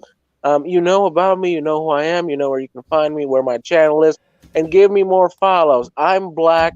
I'm a man of color. You need to give me more, or you're just a bunch of racists. You hear me? Bunch of damn racists. Give me stuff for free without earning it. That's the rule. Give it to me. Give it to me now. Oh, Fenrir, a it pleasure easy, buddy. as always. Good to see you, And man. next week, I look forward to having you in better Peace to you, standings. brothers. But until Stay then, safe. have a great weekend. You good, bud? All And right, of course, peace. we got the privateer here. I'm assuming that's core member of the Legion of Memers here, coming in with a direct dono.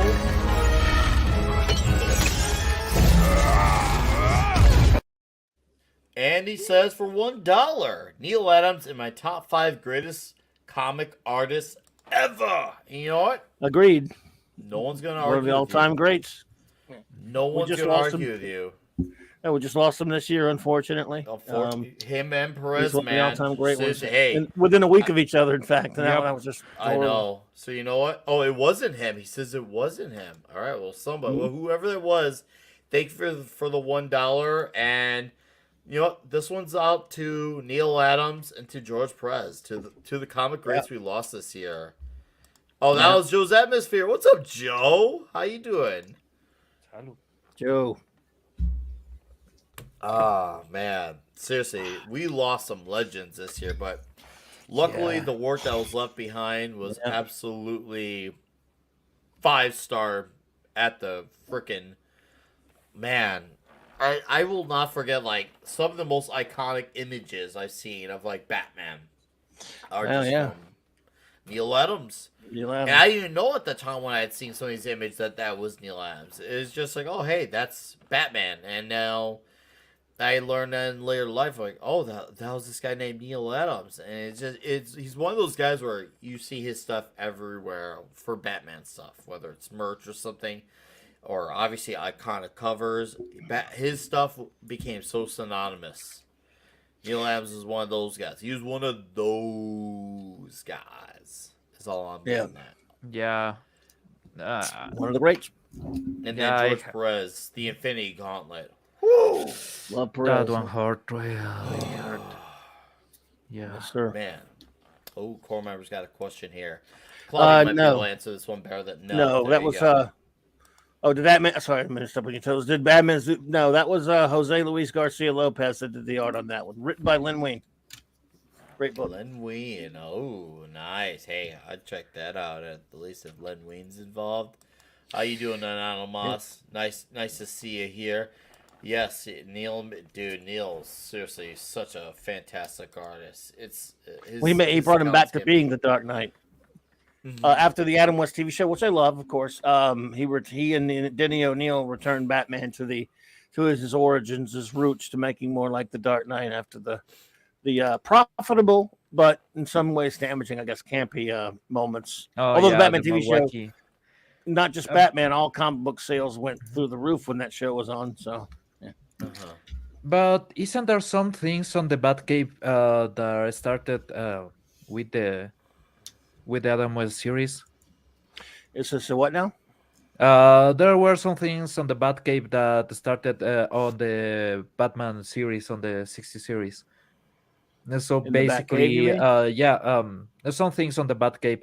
So basically, the Adam West series permeated to the comics for a while. Oh, it did. Look, it was the first thing. It was the reason I could say the word Batman. It was the first word I would say because of the show. I love it. I revere it, and it was very reflective of what Batman was like in comics. Before that, leading up to that, for a while in the 50s and early 60s.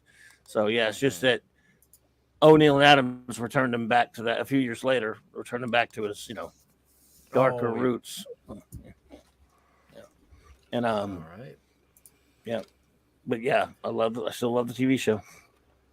That dude shows, Didn't the show also kind of change who Batgirl was too? And that they actually put, even though they put her in the comic, they really created her for the show.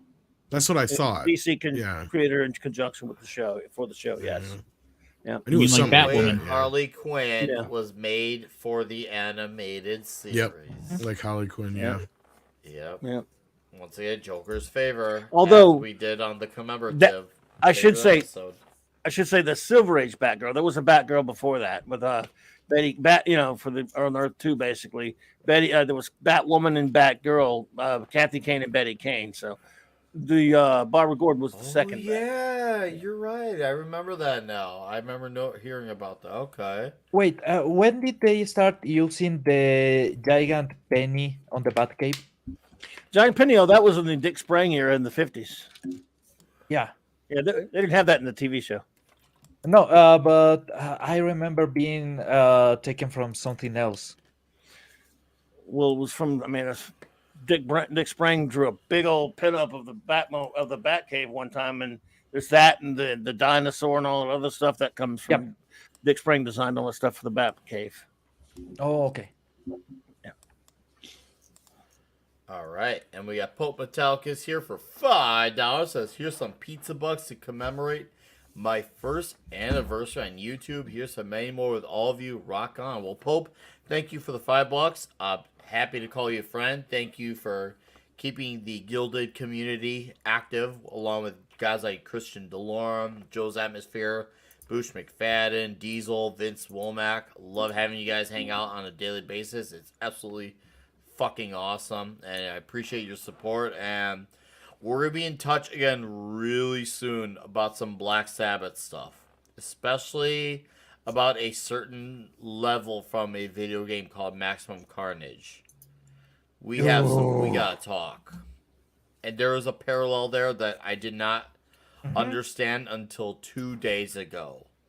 It was kind of like one of those, how did I not connect these dots all my life? And you know what? I'll just tell the chat right now. So a lot of people, who are gamers during the Genesis, Super Nintendo days, there's obviously a very popular video game based off the comic book storyline called Maximum Carnage, based off the Amazing Spider-Man. So it was crossover to the titles Web of Spider-Man, Spectacular Spider-Man Unlimited, and I'll admit the story's not my favorite type of story, but I was always in love with that game, and I loved that game because it was how I first discovered Captain America and Iron Fist and Morbius and Deathlock, who were all like assisting characters for when when things got going tough. When the going got tough, I could call on those characters for assistant, and all like the music that they had for those characters matched their personalities, which I always thought was cool. But so there's this level in the game, and this is for the Black Sabbath fans out there. And it's something I didn't piece together like, okay, because to me, I just heard the music as cool video game music. There's a level called the Mob Rules. And to me, it's just a cool level of video game music. But a few years later in my life, when I was getting into Black Sabbath, and I got obsessed with the Ronnie James Dio era of Black Sabbath, and there was an album called Mob Rules. And then, I was listening to that soundtrack again a few days ago, and as I was looking on the YouTube search engine under Mob Rules Black Sabbath, I saw something for Maximum Carnage pop up. I'm like, what's this? Maybe it was probably just one of those mashups. And then I realized, no, that wasn't just a mashup. They based their video game music from that level off the actual Black Sabbath song, the Mob Rules. My mind was thinking, what the fuck? I've been around that song since I was, I was born in 1987. 8 years old. 8 years old. I've been around Sabbath, technically, on a technicality, because of Maximum Carnage. How did I just figure that out 2 damn days ago? That was based off that. Maybe for me, that's more mind-blowing than the rest of the panel feels. But for me, it was like one of those things like, what? I texted my younger brother. And I'm like, hey, did you ever piece this together? He's like, no. I'm like, how did I live with this all my life? And yeah. And of course, I knew that the original main song of the video game was based off the song from Green Jelly, because that was the band who did the official song for the game called Carnage Rules. And I knew about that for the longest time, but I didn't put the Mob Rules 2 and 2 together. Dude, And I see all the chat. I got the chat light up. Yeah, that's fucking rad. I never know. Say, yeah, seriously, go listen to. There's a mashup where they mashed up the Mob Rules and that song. Just type in Maximum Carnage Mob Rules, and you'll notice the difference or similarities, not difference, similarities.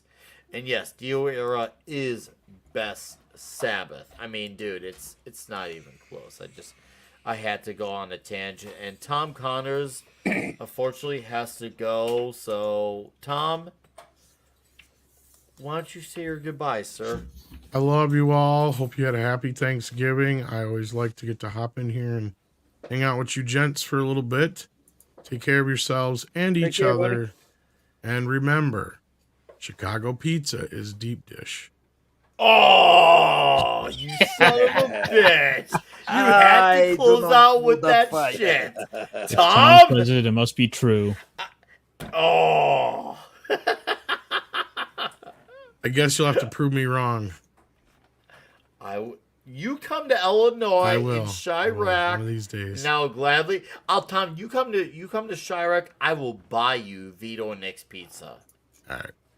Take care of yourselves, guys. Take care, Tom. Take care, Tom. Nice. Thank you. Dude, on the topic of music on video games, there's a lot of video games that use parts of random metal songs. Have you ever played And they Mega correlate Man? with comic books too.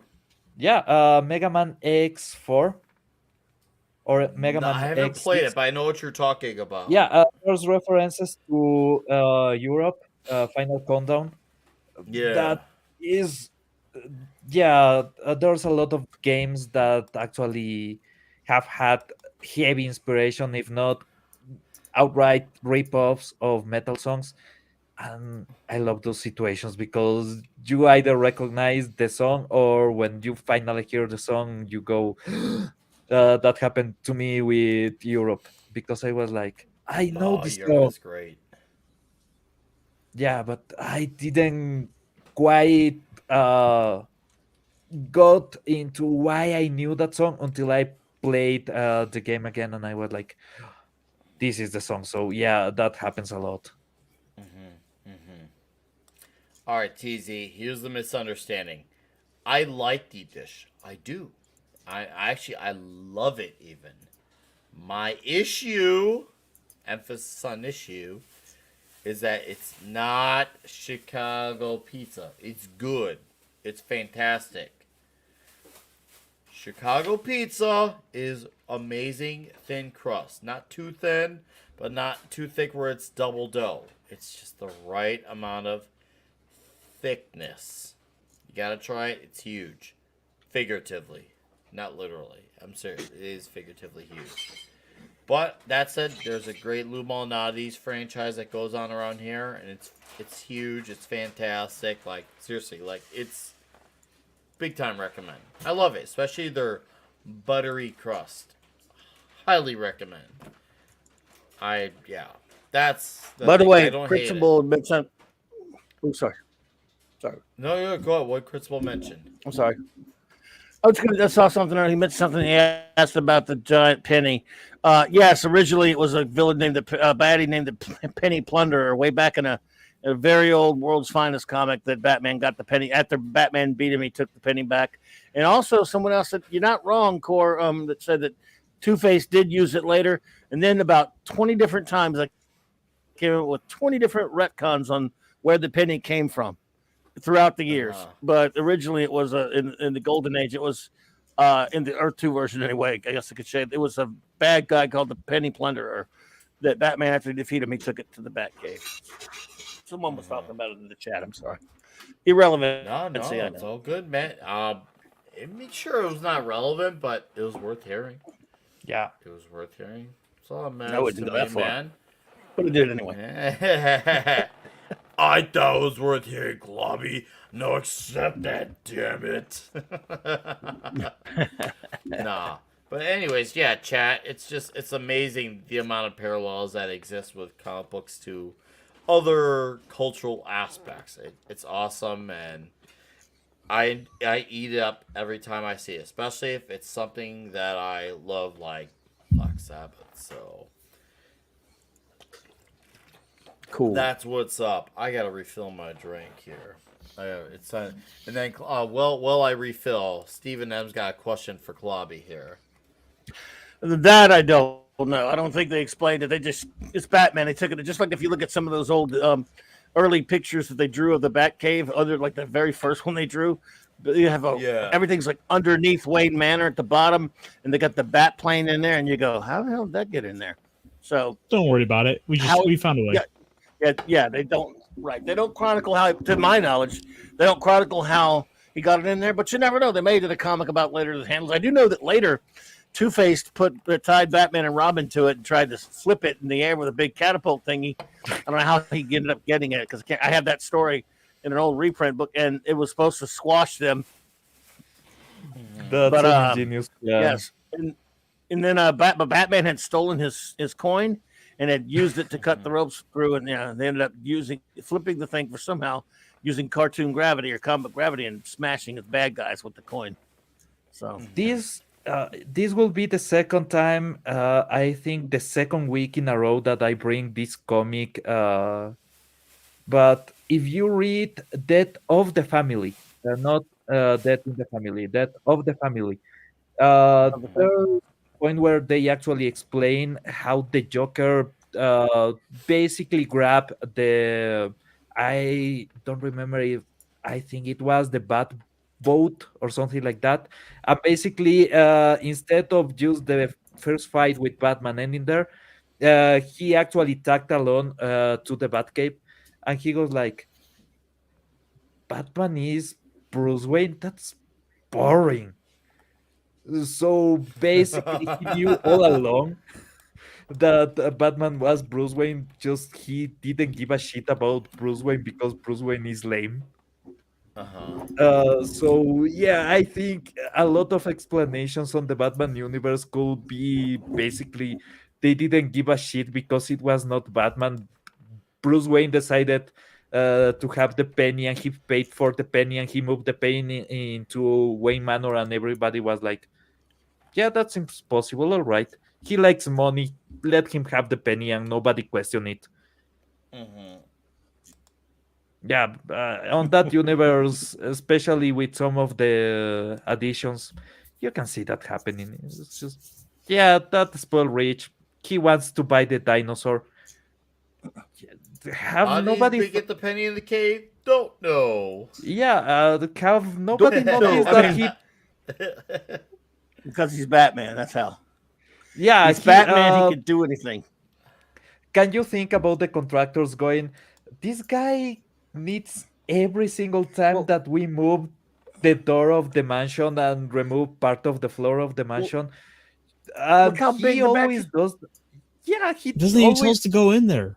Like, we're Yeah, not allowed to go past like this point. Like, how is this All right, being built? let What are me you show you doing? something. Let me find it. Have you Yeah, seen all show these us different something. versions of the Batcave?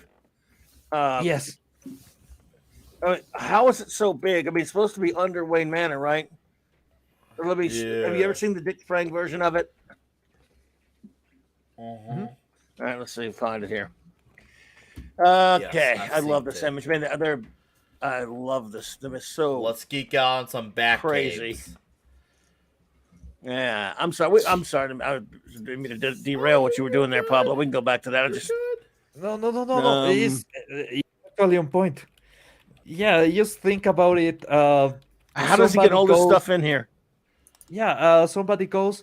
Have you noticed how many things Bruce Wayne buys after the fights with Batman and a villain? Why is he doing that collection? Why does he know it's See, my theory on it is he's buying them to like because the city put it up for auction. yeah, but also it may be to I guess. pay for the damage that he causes on the fights. Exactly. So he goes to wherever the fight was, and well, it's shitty what happened, but I will buy you that Batman paraphernalia. He fought here. I will give you some hundreds of thousands of dollars, and just keep hash that I'm taking this awesome robot that nobody should have unless you are from the Pentagon. But it's Bruce Wayne, so he's taking the robot home. Nobody cares. So, Yeah. Clark, is there any way we can let's- zoom in on the image? Because Let me that is see, I'm gonna try here. glorious image. Here, And I've then got it. what's I up, got to pull it up. Decepticon? How you doing, Decepto? You got it. Nice So, to see you here, buddy. let me try here. I want to see that image. I got a little bit bigger one. Seriously. I got one that's a little bit bigger. Ooh, look at that. Oh, that's not mine. Release That's some that's more perfect. toys. He has Oh, there even you go. yeah, even That's the a big costumes. that's a big bat cave. I'd love to have this print. It's expensive, but man, it's beautiful. Worth it. He has the Oh, look, costumes. great, He though. has all the weapons that he has fought against. He has the Yeah. umbrellas from the penguin. Nobody's asking where the evidence goes. Dick Sprang. Dick Sprang. Right. You know, Dick Sprang did this somewhere around like the '90s, but it was based on what he did in the '50s because he was, he didn't realize how popular his art was with kids, so he just kind of went on to do other stuff. Then somewhere around the late '80s and the early '90s, people who were kids when he was doing this kind of art for Batman, way before which kind of inspired the TV show in a way. He became Yeah. really popular at cons and different things like that. Dick Sprang was a very imaginative artist. Look at this. I mean, he was just extraordinary, and Yeah. it's beautiful. I love this. Brian, yeah, that's a possible explanation. Batman was Gallifreyan because this Batcave Yeah. gotta be bigger on the inside. Dimensionally, transcendentally. Dude, So that's a big bat seriously. cave right there. I love I actually really I enjoy seeing the Catwoman suit too with the cape. Like that's cool. Oh to God, see. love that. Yeah. The old And I school one, yes. love the way the Batmobile looks in these. Why would he- oh, It's But you do have to say, it- why does he I have spy- mannequins? Why does he have like mannequins of the villains though? What the hell? man. Dude? Yeah, But anyway, it's a bit odd, but I actually I like love it, though, yeah. I'm gonna be the contrarian here and say No, I I hear you. enjoy it. I'm not just knocking it. I'm just saying, you know. I love okay, Eric. yeah, I You're a love good buddy. Alfred's face. That is basically, yeah, this is a bunch of bullshit. You know what? That's, You know what? is I'm that what he's impressed saying? with. Look at Robin's legs. He's got some Yeah, muscle on he's those buff. legs, dude. Wow. He's like that was like Rob Liefeld pre-Liefeld with those legs. Seriously, Like- well, except he I can like draw that he- feet. True. I like that he kept the older Batmobile. And you know, he's got his This- current one, but he kept the great. old one back Yeah. there from the 40s. This Uh-huh. proves beyond any doubt that Bruce Wayne is a fucking nerd. And I mean nerd like us. He gets every Yeah. single toy and he needs to have that Right. collection on display. I mean, got I the was gonna say he's a yeah. hoarder, but that too. He knows he's going to fight crime. And he's got the. I mean, he's probably been bankrupt getting all this stuff. He's got the. Because you know he wasn't a billionaire back then. He was a millionaire. Of course, that was equivalent. Look at that submarine and that submersive thing he's got next to the bat boat. That lead goes out into the water. That goes way out into the ocean. I guess. I mean, he's got connections. It's pretty amazing. And he's got the terrain. You can't see the dinosaur from this one. The dinosaur's always been there though. It does slightly bother me that like these arrows aren't lined up. Hmm. Yeah, I'll zoom in here. no, The arrows for the arrows are not lined up. Yep. He's worse than Nerdrotic. That's good. You guys, these comments. Vince Woolback here says, Nerd or Ironcaster got there first. That looks amazing. I'll say one thing though. Alfred certainly has his work out for if he's. Oh yeah, right. He is. Ain't like they can hire anybody, is it? It's ain't like you can hire helpers. Yes, and Brian's right. And The you know, dino is at the top right. Oh, look Yep. at that lab you for the didn't- fingerprints. Look at that lab, like- man. Batman and Robin help him clean up. So yeah, poor Alfred. No wonder he went insane and turned into the outsider. Oh man. One of the things I Now- noticed in here I like at the bottom, the Bill Finger Memorial Library. Yeah. Yeah. That was, and this dude, that was flying in the face of Bob Kane because, you know, at this time, Bill wasn't getting any credit until 2016 that they were even, that the company was acknowledging, but the comics industry knew. Yeah. Villains Trophy Room again. Why you he's got look at all the Penguins umbrellas. He's got so much cool stuff. No, Bruce Wayne just goes like, dude, if I wanted toys, these motherfuckers are making the best toys ever. I'm keeping them. Crucible. All that bat poo, though. I would hate Alfred having to clean all the poo. Oh yeah, the Wano. God, the only reason why I know that bat poop is called Wano is because of the Wano. Ace Ventura movie. Yep. Yeah. I like to think that I like to think that Batman has no idea about the guano problem being a thing. What do you mean? I mean, Alfred comes in and cleans it all up. Even the Joker called him old Guano Man in the Mask of the Phantasm, remember? Yes. Yes. I remember. I didn't understand what that meant as a kid. It just like flew over my head. And next time as a teenager, I'm like, I gotta look into that. And now I'm like, oh, okay. Okay.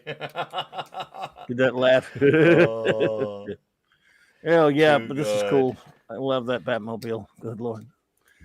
I I love the love movie how one, there's the TV show, the best. but, Joker and a Two-Face and an 8-Ball. And then there's Yes. a literal penguin. To Little the penguin left of there. it all. Right. Oh.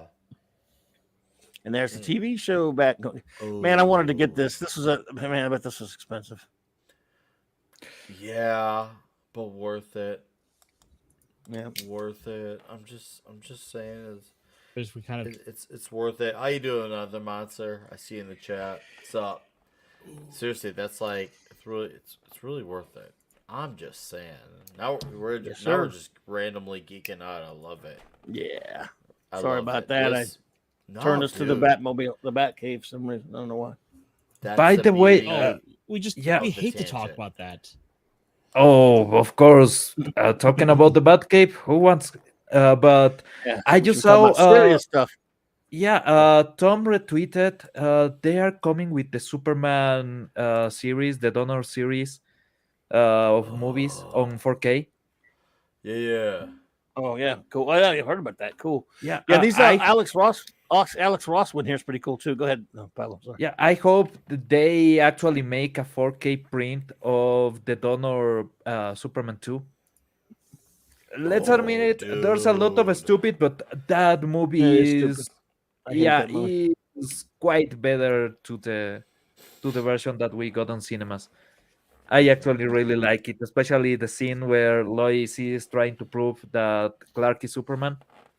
Uh-huh. Is really, really fun. The Some of that only was for the Donner, but yeah, I hate that movie. Man, in 1981, I walked out of that theater heart sick, not wanting to admit that it was bad because I loved the first one so much. I saw it like 18 times in the theater in 78. So 1981 as a youngster of like 16, 17, whatever I was not happy.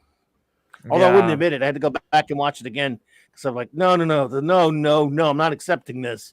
They didn't do this they didn't do this, and I had to go back again. I couldn't accept it. And that same night, the night I went back to see it, the same night, the same day, I think it was. Anyway, that's sad talk. But yeah, if you should find some of these Alex Ross drawings of the Batcave. There are a couple different other versions people have drawn the Batcave of. Are pretty cool to look at too. Not just that's Ross, really some other awesome. ones. Steven M right here. Great. Now we can all see Superman for the quest for a better movie in 4K. I don't think they're gonna save it somehow. Superman 4 is so dude. crazy. You don't like Nuclear Man? Nuclear Man is one of the most stupid Mark and Pillow? fun stuff. Yeah, at least they had to dub his voice because Mark Pillow is not really an actor. Yes, that was his name, Mark Pillow. And Mark Pillow. And That Steven makes M. sense. I love Destroy the Batcave Superman. in the animated series too. I love yeah, the yeah. Batcave there.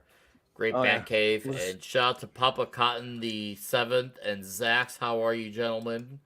Nice to see you here. Do appreciate you dropping by, hanging out as we were recommending gifts for the season earlier, and now we're just kind of randomly geeking out after talking about Well, I mean, if we are talking about recommendations, I mean, we should like also our throw out job the now. obvious Batman the Animated Series on Blu-ray.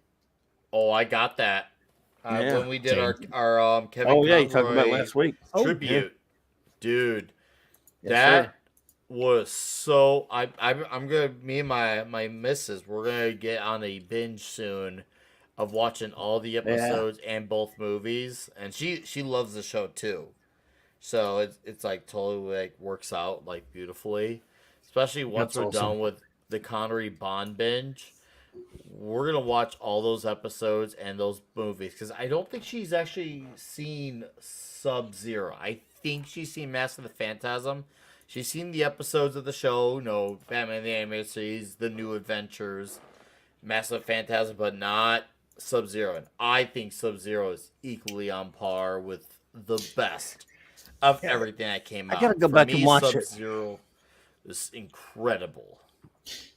Have you guys gone back and rewatched The Batman? I never could get into it, man. I hate the way I hate the animation. tried to for about a half hour. The villains and look that horrible. was where it started and stopped. About a half hour in, and shout out to my guy Magic. The villains Poop. are intolerable. Oh yeah, thank you, Magic. That's pretty cool. Magic Poop here from the Legion of Memers. Shout out to Magic Poo. Because his poo is magic. Thank you, sir, for the absolutely look. He leaves a little log box for us too this time.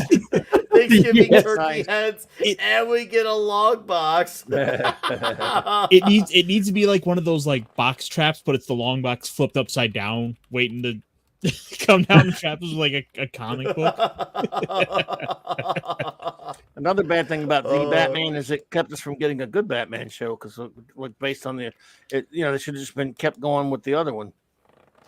And another thing I that didn't help with the half hour was But the villains look knowing so horrible. No, I can't stand how it. much I hated the parents.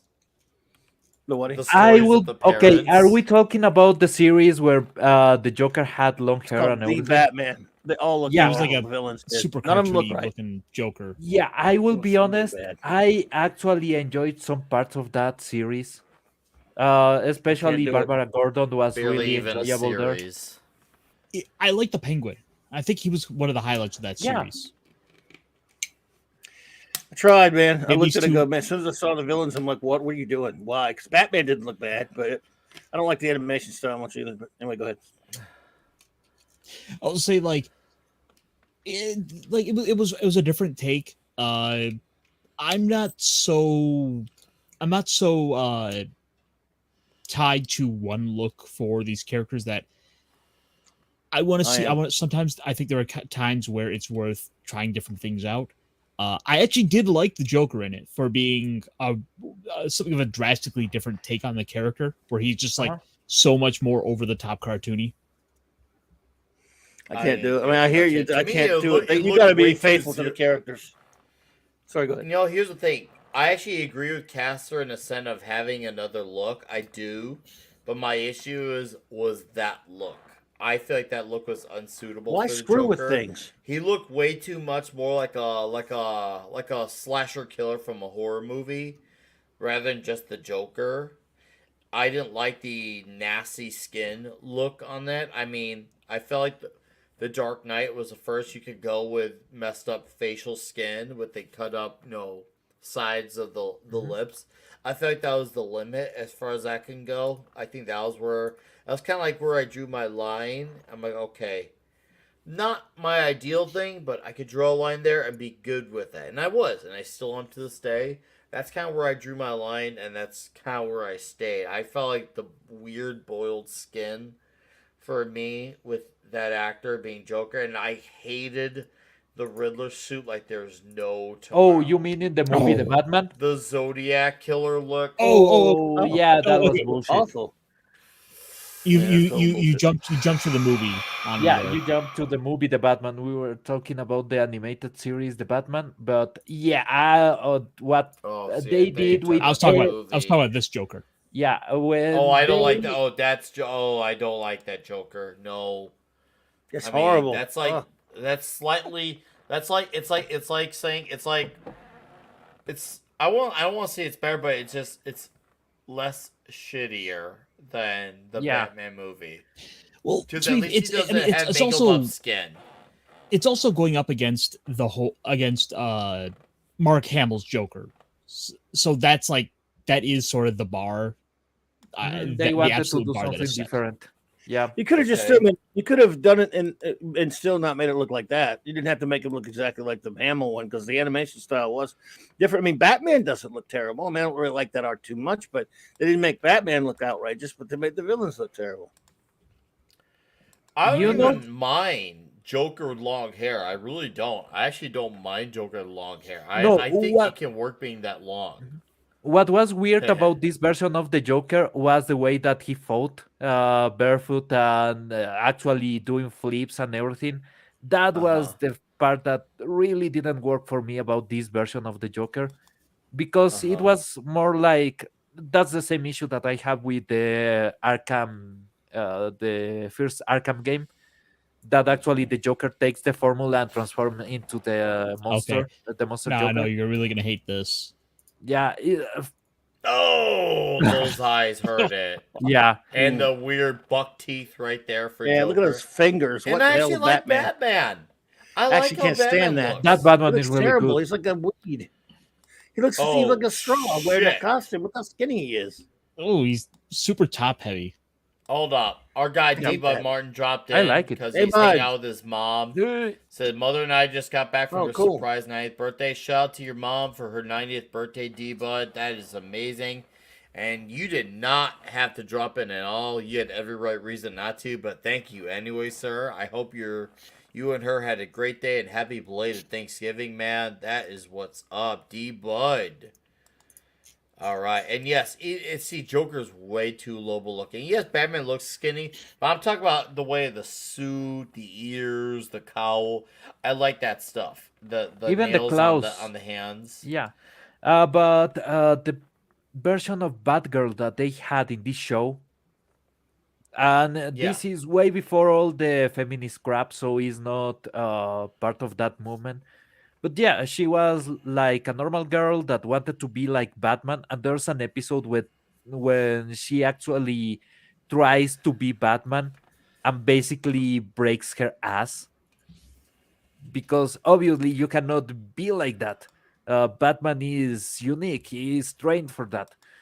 So Mm-hmm. Batman comes and basically rips her apart like you will never be able to do what I do, so just stay home. Mm-hmm. And that episode is actually really good, really satisfying. So I found enjoyment on this series. Well, was it called? It wasn't called Batman. I think it was called The Beware Batman. the The Batman, Batman. yeah. Yeah. No, it was The no. I Batman. Beware the didn't Batman was later. mind. It's called the Batman. Also, it is Beware the okay. Batman was a CG cartoon that came out later. That lasted like 3 weeks, and it was pretty bad. Okay. I Many remember years later. watching this cartoon. I thought it was okay. I didn't hate it. Besides the Joker look and a few other appearances, I didn't mind the cartoon, but it doesn't compare to obviously one of the animated series. But see, here's the thing: Mhm. I like the Brave and the Bold, and that came way after, and I should have not liked that. But if there's one thing that the Brave and the Bold did that the animated series did not do, was pretty much acknowledge the much more extended DC Comics universe, and I think that's something for me. I always held a sense of respect towards the Brave and the Bold for doing that because I got into a lot of cool DC characters. If it wasn't for that show, like that's how I knew about the Doom Patrol for my first time. Mm. I love the Brave and the Bold. I actually like the animation style for it. I I love it. think it's a Great Oh, it's great. fantastic show. Even Yeah. like Great. I would actually hold it in high regard. Even it's got rewatchability, and I can put that for me and the children, and we'll have a great time watching it. It feels damn good to say that, like, and that we like It seeing all the weirder, quirkier characters being acknowledged in that show. it made me love Aquaman like well before like Speaking of, Oh, seriously, yes. it kicks yep. ass. It kicks ass. Ahoy! You know, Yeah. I have been thinking about this. Outrageous. I think the Batman had exactly the same issue as X-Men Evolution had. That basically they were trying to tackle something that was done basically to perfection. The Batman animated series was just perfection, and the X-Men animated series was really, really great. Some episodes are perfect, so they had to come with something more edgy, more dynamic, more colorful for the kids. And the Batman didn't really quite make it. They tried really hard, but they really didn't make it. X-Men Evolution found their voice, and actually it's a really good series, really enjoyable. But there's that shadow of we don't want to redo what the previous series did to perfection, so we are trying to be different, and you can feel that. You can really feel that weight. Agreed. Agreed. Boy. Well, gents, I guess this will be that part. Caster, we missed you. But next week we'll be back as business as usual. We're gonna discuss some ideas within the next week on upcoming reviews of what we're gonna do. We want to get back on the review wagon, retrospective type of stuff, and I've got some guests I'm gonna try getting back in touch with so we can get some guests going. But as I always say, we always want to leave the people wanting more, and we always want to end the show while we're out on a high note, and we are clearly at that with the show 2 hours and nearly 15 minutes into it. So shout out to the Legion of Memers, core member Magic Poo, and of course the ones who sent super chats, direct donations. I appreciate it. And Eric K, thank you as well for modding while you were here. I do greatly appreciate it. But it's time to get going. And, well, we all have lives. But I'm very, very, Well, very speak thankful for that yourself. you I don't have all. one. Yeah. Sorry. I appreciate you all hanging out. I hope you all had a great Thanksgiving and appreciate you taking time to hang out. Whether you're a comic book guru or somewhere in the middle or if just a normie who enjoys the show, I do thank you very much. I do thank you for hanging out with us for 2 hours and 15 minutes. Hopefully, whatever beverage you had fancied you throughout this time. And yeah, we're going to plug in our shows and channels and head on out. And dude, no, Steven, thank you, man. This is our pleasure. Seriously, this is what we do. This is what we love doing, and we're gonna continue to do it again and again. So, Ironcaster, you get to go first. Hey. So you can find me in a few places. I think we should be back to talking some stuff with Pops on Tuesday for Talk Hard. Ooh. But before then, Saturday, tomorrow, I'll be on with T-shirt Historian for the Weekend Geek, where we'll probably be delving into more of Wizards of the Coast. What the fuckery? Again? Oh, like the new Dragonlance book is out, and it is nothing like what Weiss and Hickman wrote in like the 80s, to the point where it's like basically ignoring the established like lore and history. It's taking a classic iconic like saga of a setting and modernizing it.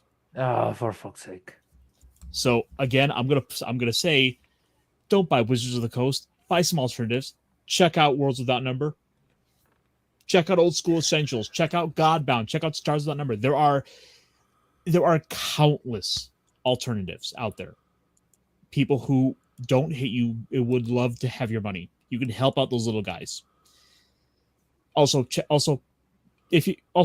tomorrow's small business Saturday, go find a local shop, buy a pet set of dice, help them out. You heard the man. Alcaster, thank you for being here, sir.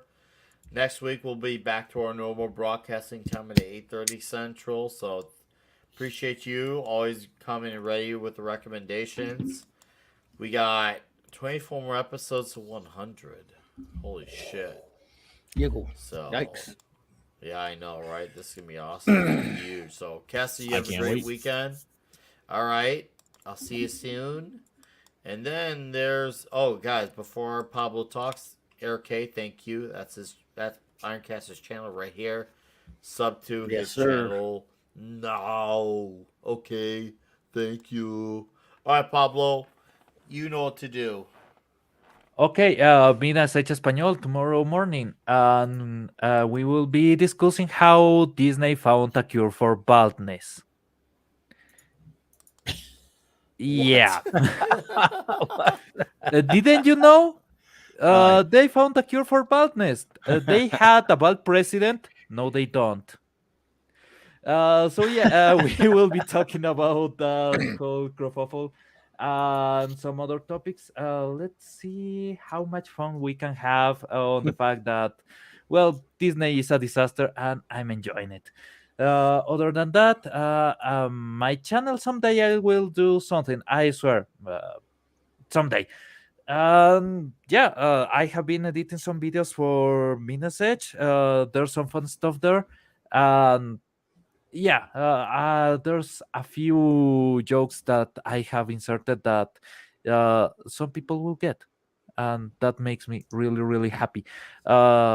As always, Nick, really thank you for having me, and it's great being able to talk with my friends. So today, it was a great way to just enjoy life for a moment. Oh, thank you, Pablo. Appreciate it, man. Happy to take this journey. Very, very belatedly thankful to do this journey with you. We will continue this onward. We're getting closer to 100. Yes. Let's continue to enjoy this ride that it's pretty much just a great dream I don't want to wake up from. And we have a great chat here that hangs out with us and enjoys the ride. We get to just share it with them. So very, very happy for that. But you have a great weekend, sir. I'll see you as always soon, whether it's on here or on our the big show that we are basically technically a part of with the 800 channels of Midnight's Edge. Till then, sir, thank you very much. And it's clobbering times. Hey, thanks for having me, buddy. Good to hang out with all you fine friends on a Friday night. Wouldn't be anywhere else. And thank you all in the chat and for being here. Well, tomorrow night, Saturday night Star Trek with Raquel and I will be winding up season 3 of Deep Space Nine. So we'll review the final 2 episodes of that, then have a big sort of our crew party and wrap up the season, give an overview of the season, rank the best and the worst episodes, that sort of thing. And so and then I guess Sunday night I should be over there at the Geekery on Mark D with the Seas channel, 10 p.m. Eastern for that. 9 p.m. for Star Trek Central tomorrow night, and 10 p.m. Eastern on Mark's Sunday night Geekery, Mark D with the Seas channel. And thanks for having me, buddy. Good to see you all. My pleasure as always, sir. All right. Maybe we'll have to talk about Justice League Justice or something that would be something we should talk about. Let's review that one of these days, man. Yeah. It's 12 issues. 12 issues. Sure. Yes. All right. And then Eric K, thank you for plugging Clawby's channel. And thank you, buddy. To say Saturday Night Trek is a must watch is just, you're way too generous with that comment. But I agree. Thank you. I do agree. Appreciate despite that. how way too generous, it's just that damn great. Seriously, it's insane. And yes, this is by Gilded as well, guys. We have a Gilded community. It's like Discord, but without all the BS, draconian, big tech drama. Gilded is fun. We have a great community over there. We got guys like TZ who hang out there. Vince Womack, Christian DeLorme, Bush McFadden.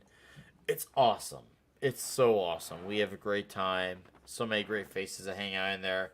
We get great food photos. We get just great random shooting the shit chats. There's a lot of great talks just on philosophies, politics, comic books, movies. Whatever Nick talks about, there's a subject for that. And there's even stuff for people who like anime or, role playing. I make sure I add shit in for you guys as well. So it's fun. It's great. It's a great community to be a part of. And I'm great to have a giant community there. Very thankful. Okay, thank you for plugging the channels. But yes, anyways, next week is the Comic Shop Talk. Back to normal time, 8:30 Central. Of course, you can find me on Yelling at Park Cards, the Comics Division, the Dicks Division. You can find me, of course, at Midnight's Edge After Dark. Toxic Tuesday. This coming Tuesday night, we are talking Thunderball from 007, the 4th Sean Connery flick. It's going to be massive. And hopefully, if time allows it, I will finally get back on track on doing videos again next week. So fingers crossed, but until then, Comics Division, Midnight's Edge After Dark, Toxic Tuesday, Comic Shop Talk. I can't wait to talk about D-Bud. It's going to be huge. Anyways, guys, thank you for your support. Thank you for another amazing Friday night and a great crowd. Absolutely, again. You all have a fantastic night, a fantastic weekend. I gotta get some rest before I go to a show and food. Good night, everyone. Good Goodbye. night, everybody. Good fight.